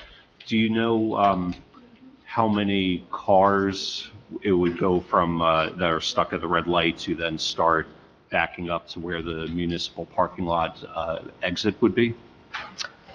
I would say, I know that the 95th percentile queue length we calculated is 6 vehicles. I would say about 12, give or take. So we could potentially, at the peak time, traffic could queue up and, when waiting for the green at Park Place and block the municipal lot exit? That's not what our calculation indicates. Okay, when you said, so what was the 12 you said? Because there's going to be, call it 20 cars or so potentially queued up at the same time with only a few getting out. Well, that's over the course of an hour. Everyone's leaving the prayer at basically the same time. Right, but the ambient traffic, the traffic that exists today leaving Park Place is over the course of an hour. We are routing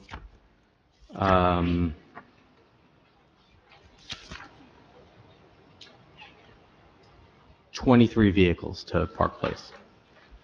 Those 23 are all presumably going to exit Park Place at roughly the same time. So my question is, if only 3 or maybe 4 cars at most get through a green, what is going to be the maximum kind of cars in queue, and does that block the municipal parking lot exit? Again, it's a calculation I don't feel comfortable doing off the top of my head. Happy to work with the board's professionals on an analysis that would be satisfactory to you, but that's not what our results indicate. Okay, can you just quickly run through what the process is and who needs to approve in order to change the signal timing? We would submit a request to Essex County Department of Public Works via formal correspondence, and their reviewing engineer would make a determination. So one person basically says yes or no? I'm not aware of how the county would make that decision, no.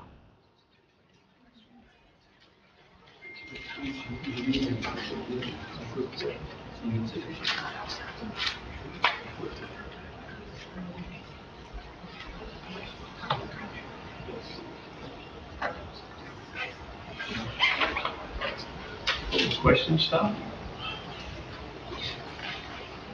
Are there any further questions from the board for the traffic engineer? Seeing none. Was that confirmed about the parking in the town center? Yeah. None required. No, it is required. It is required. It's a mixed use. It Okay. has to meet the conditions. Got it. That's all Okay. the conditions. Got it. Okay. Seeing no one from the board with questions, is there anyone from the public? Mr. Chairman, can we take a quick break, please? I have to.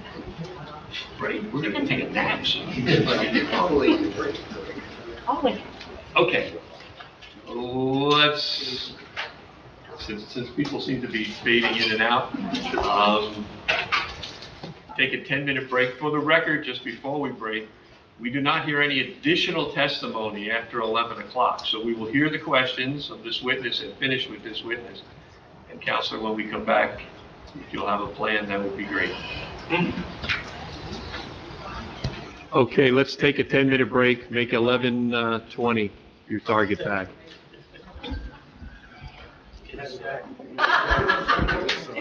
Richie, turn the recording back on. If everyone would please take your seats.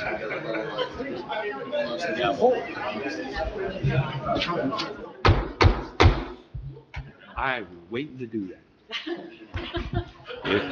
If everyone would please take their seats, we'll resume at 11:22. Thank you. Okay. At this juncture, we'll be taking questions from the public for our traffic engineer. Thank you. Emily Polizzi, Verona. You said you have the student handbook, so you're aware of the regular dismissal time at HB Whitehorn Middle School? Yes. Are you aware of the early dismissal time for HB? My understanding is that doesn't occur on Fridays. There are actually multiple Fridays in the Verona Schools 2025-2026 calendar where there are Friday early dismissals. Are you aware of the early dismissal time of the middle school? I could look that up. I can tell you, it's 12:42 p.m. Great.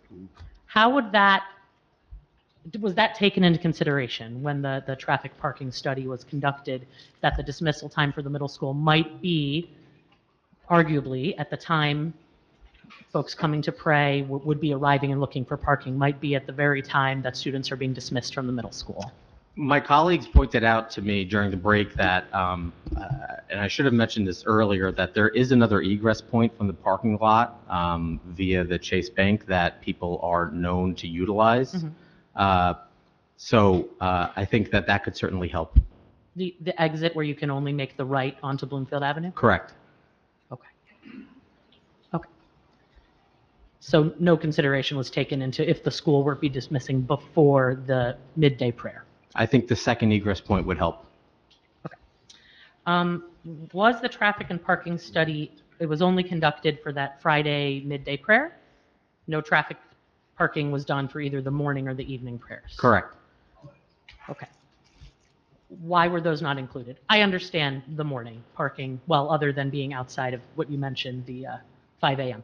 Why not in the evenings? I know that was raised about that lot being shared, Yeah, the prior testimony was that the activity on Friday afternoon prayer would be significantly greater than, say, Friday evening prayer.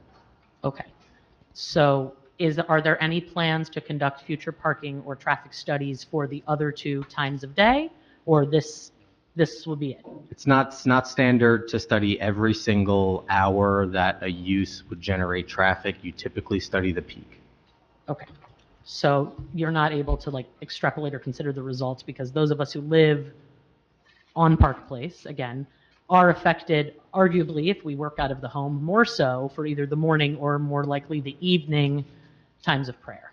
What I would say is that the Institute of Transportation Engineers suggests that 50 trips can be used as a threshold for when a traffic impact study is even needed. And fewer than 50, my recollection is on the order of 10 people might come for prayer during those off-peak times. So it's unnecessary to make a determination if there will be an impact to those folks who reside on Park Place regarding the traffic in the park. Just citing industry standards. Okay. But industry standards say it's unnecessary. Industry standards say when is critical to study. Okay. So again, there will be no coming back, return, visiting, how this is actually impacting the residents of Park Place in regards to traffic and parking for either the morning or the evening prayers. Only the midday, noon, Friday prayers were looked at, and Correct. That was it. Okay, thank you. Thank you. Manan Razak, MANNAN RAZZAK, North Caldwell. Did you submit this traffic report to the engineer of the town? Yes, I did. And did he make any recommendations? There were 19 comments and observations. 4 were statements of fact. 11 were statements where our analysis were deemed to be acceptable. 3 were requests for additional clarification, and 1 was a recommendation which we complied with. And the recommendations? The signal timing adjustment, which we said we would comply with. Okay, great. Thank you. Thank you. Mr. Jenkins, if members of the audience are members of the applicant, they shouldn't be asking questions. And I'm not sure that that gentleman is, and I respect his questions, but... I do not know who he is. Okay, all right. I just saw him conferring with other people and... That's fine. Okay. But you understand, I mean, you agree with me, if they're members of the congregation, they're represented by council. So they should not be asking questions or participating. I don't disagree. I mean, Okay. I don't agree, but regardless, I don't know who he is. Okay. So there is no consultation, consulting, Thank you. Thomas Monroe, Verona, New Jersey. Sir, I apologize, I didn't get the benefit of reading your traffic report, but your report was done for 50 to 7 congregants? Our report was done utilizing the Institute of Transportation Engineers Trip Generation Manual. For how many congregants arriving on a Friday afternoon?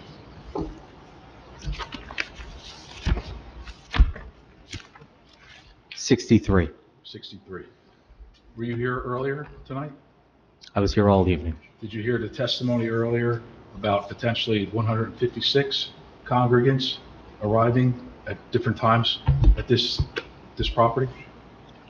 I heard testimony, I had conversations with the applicant that anticipates 50 to 70 people. So where's the 156 occupancy or occupant number coming from?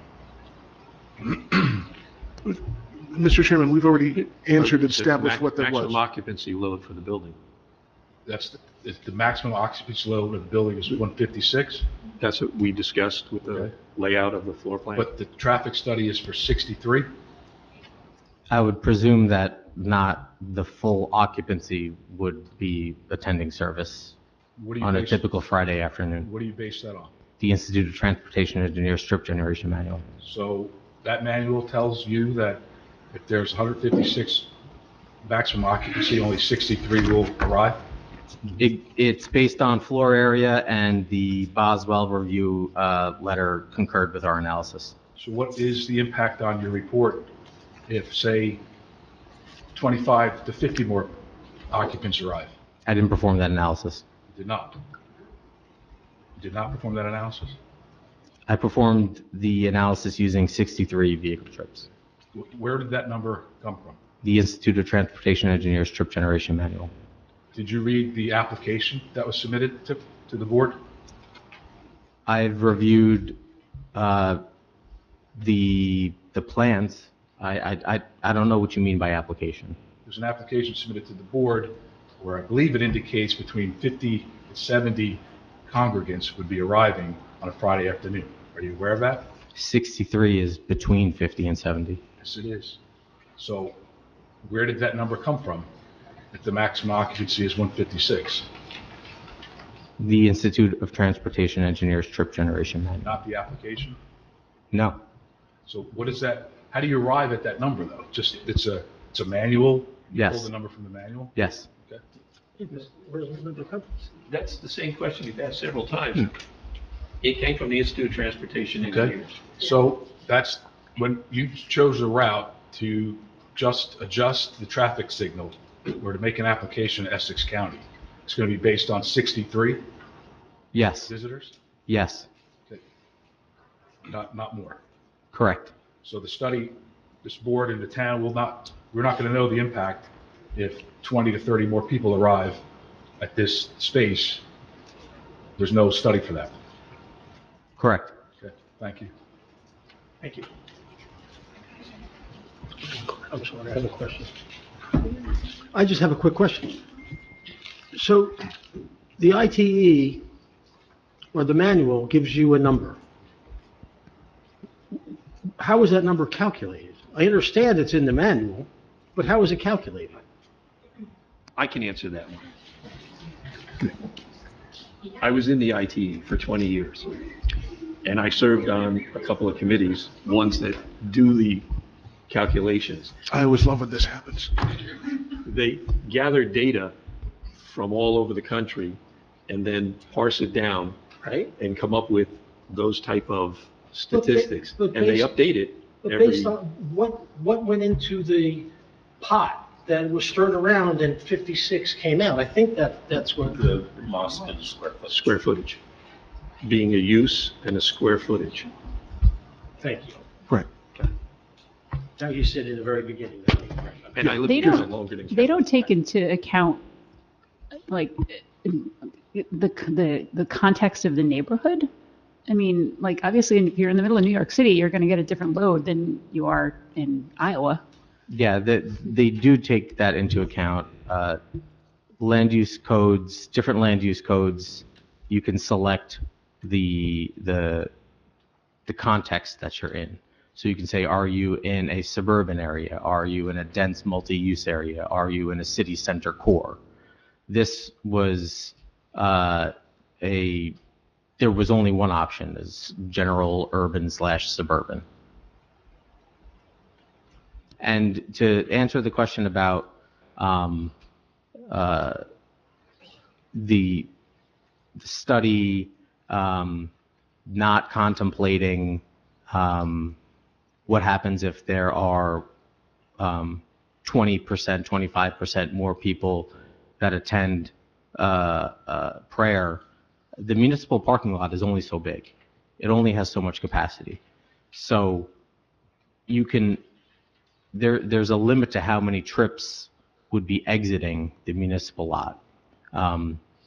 So even if there are more people visiting the mosque than the 63 that we're projecting, that those vehicles would have to park elsewhere, and they're not traveling southbound on Park Place entering the intersection.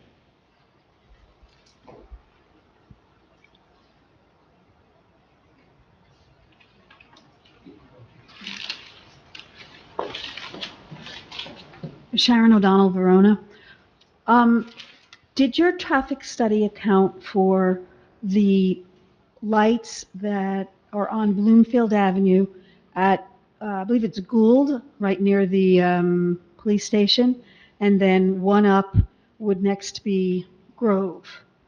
And did your traffic, two-part, and did the effect of those lights and the ability for traffic exiting Park Place to progress west on Bloomfield in search of these parking places that your study says are available? I don't know whether or not your study took this into account, but there is no parking on that side of the street in front of the police station. So you've got about 1 or 2 blocks where it's kind of a parking dead zone on that side of the street. So when a congregant comes in and realizes there's no space in the municipal lot and they need to leave, they're adding to the queue that's exiting Park Place. They're in search of others. Should they choose to turn left, they've got a bit of a dead zone. If they find something, there's not a there's not a traffic attendant to help them cross, and they will be joining for that afternoon session, not in the very early morning, and I don't think in the evening, but in that afternoon prayer session, they'll be joining two very busy corners with all the people who enjoy the big county park. So this traffic halts. And I know that as a fact because I live on the block and watch it every day, every season. So did your study account for any of that? We studied one intersection. Why did you choose just one? That's where traffic would be concentrated. But that's actually not true. It gets concentrated, all the spots where I just told you. And it contributes to this terrible backup that is a fact. It's unfortunate your traffic study did not include these other locations because they greatly impact what goes on in the municipal lot. Thank you.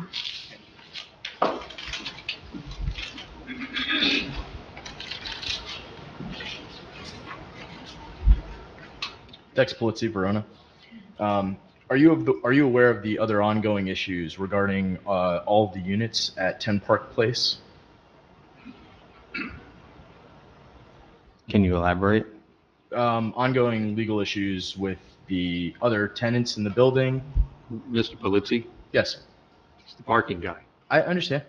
so he doesn't need to know any of Okay. that. So if the other units in the building were operating at their full capacity as the landlord and the other tenants would like, I think by my count, that would bring in 153 people on their side and up to 210 upstairs. How would that impact traffic, and what would the parking situation look like then? I don't know. I don't believe he can address that. He can only address this particular use and the study that he submitted. Okay, so He's not, can you he's not confirm- analyzing the other. So you can confirm then that none of this was taken into account and none of the other sort of environmental factors in your traffic study? I don't really understand the question. Can you confirm that none of the other environmental factors, including what exists beyond the doors of this unit, were taken into account in the traffic study? All I would say is the traffic study was prepared in accordance with industry standards, and the Boswell review letter dated June 5th, I would say determined it to be generally acceptable. And nothing was nothing unique given the situation in Verona at 10 Park Place, at Lakeside and Bloomfield Ave. None of that was taken into account specifically for this area outside of what you're telling me is industry standards? I would say the traffic study was prepared satisfactorily according to the board's professionals. And those are? The board's professionals, Boswell Engineering is a reviewing engineer. Okay, thank you. Thank you. And just one minor thing, he threw out a number of numbers of parking, and we don't know what that is, so I don't want the board to take that as gospel. And again, he threw 200 additional parking spaces or anything like that. I don't know where that comes from, so I just wanted to put that minor objection on the record. Acknowledged. Is there anyone else from the public who has a question of this witness? Good. That said, we would close the public portion of the witness questioning. Counsel, had you an opportunity to discuss with our secretary what things might look like on a go-forward basis? In terms of next times? Yes, I'm going to assume that at the beginning you said you would have a planner, and that's usually a good one to wrap up with. So that's the last person we have, so, again, you take no testimony after. We don't take any testimony after 11. So we're coming back with regard to that. Okay. Madam Secretary, what kind of options do we have? I already had 3 applications in July. I've got, I believe, 2 in August, but I'm not sure. I'm missing several people in August. Right. I was going to say, if anybody on the board knows they will not be here in July, if you would just kind of put your hand up to help Kathleen out. I will not be here in July. Not in July. Okay, so we got 2 down. We should have 7. Okay.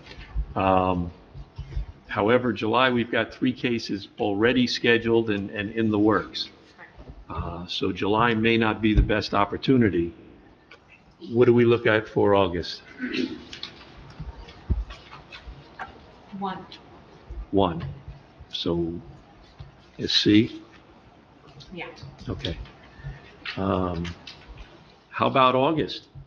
Availability, anybody not going to be here? I'm sorry, what is the date in August? August 14th?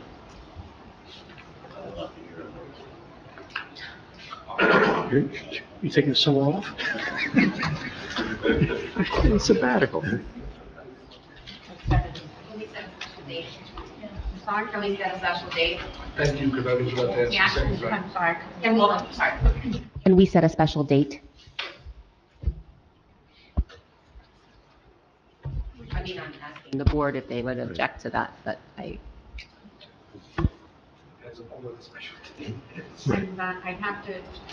And first have to check availability of the room, availability of the applicant, availability of the funds. We can certainly make an attempt if that's.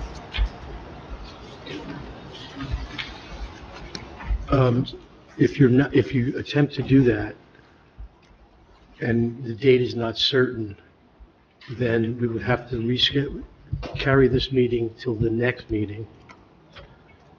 And it's not that we would have to hear it at the next meeting, but then it would have to be carried for notice purposes to the special meeting. So that the applicant does not have to renotice. And we don't have to renotice.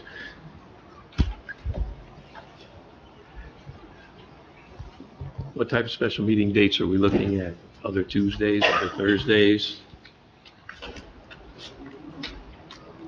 Yeah, Tuesdays and Thursdays. So if Kathleen were to distribute 4 or 5 available dates, we would be able to get back to her promptly? Yes, I'll check room availability tomorrow. Okay. I mean, I can get back to you tomorrow. You can give me dates. I'll Mr. Jenkins, are there any dates you're not available? For the special? Yeah. During the month of July? Actually, you could just put Mr. Jenkins on the list to give back. Yeah, why don't we do that? And let's carry this, rather than keep everybody here, let's carry this to the date certain. We can work out the next special date. And we will get back, again, we're talking one witness, so we'll get back to you relatively quickly on that. It's unlikely it would be before the date certain, because I believe that's like July 4th weekend or whatever. Yeah, it's so- July 7th, or 14th is the next. July 10th. July 10th is our next meeting. So we would carry this application to the July 10th meeting, and at that point, we would be able to make a decision as to where it's going to end up. But it won't be at July 10th. Correct. Understood. Just paperwork. Okay? Consent. Oh. May I have your Consent, consent? yes.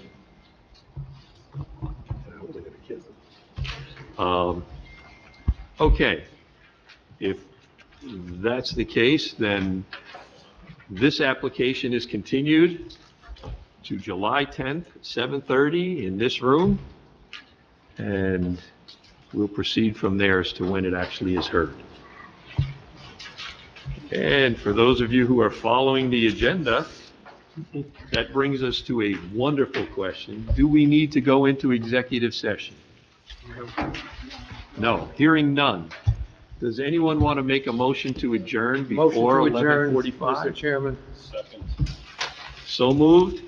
We stand adjourned until July.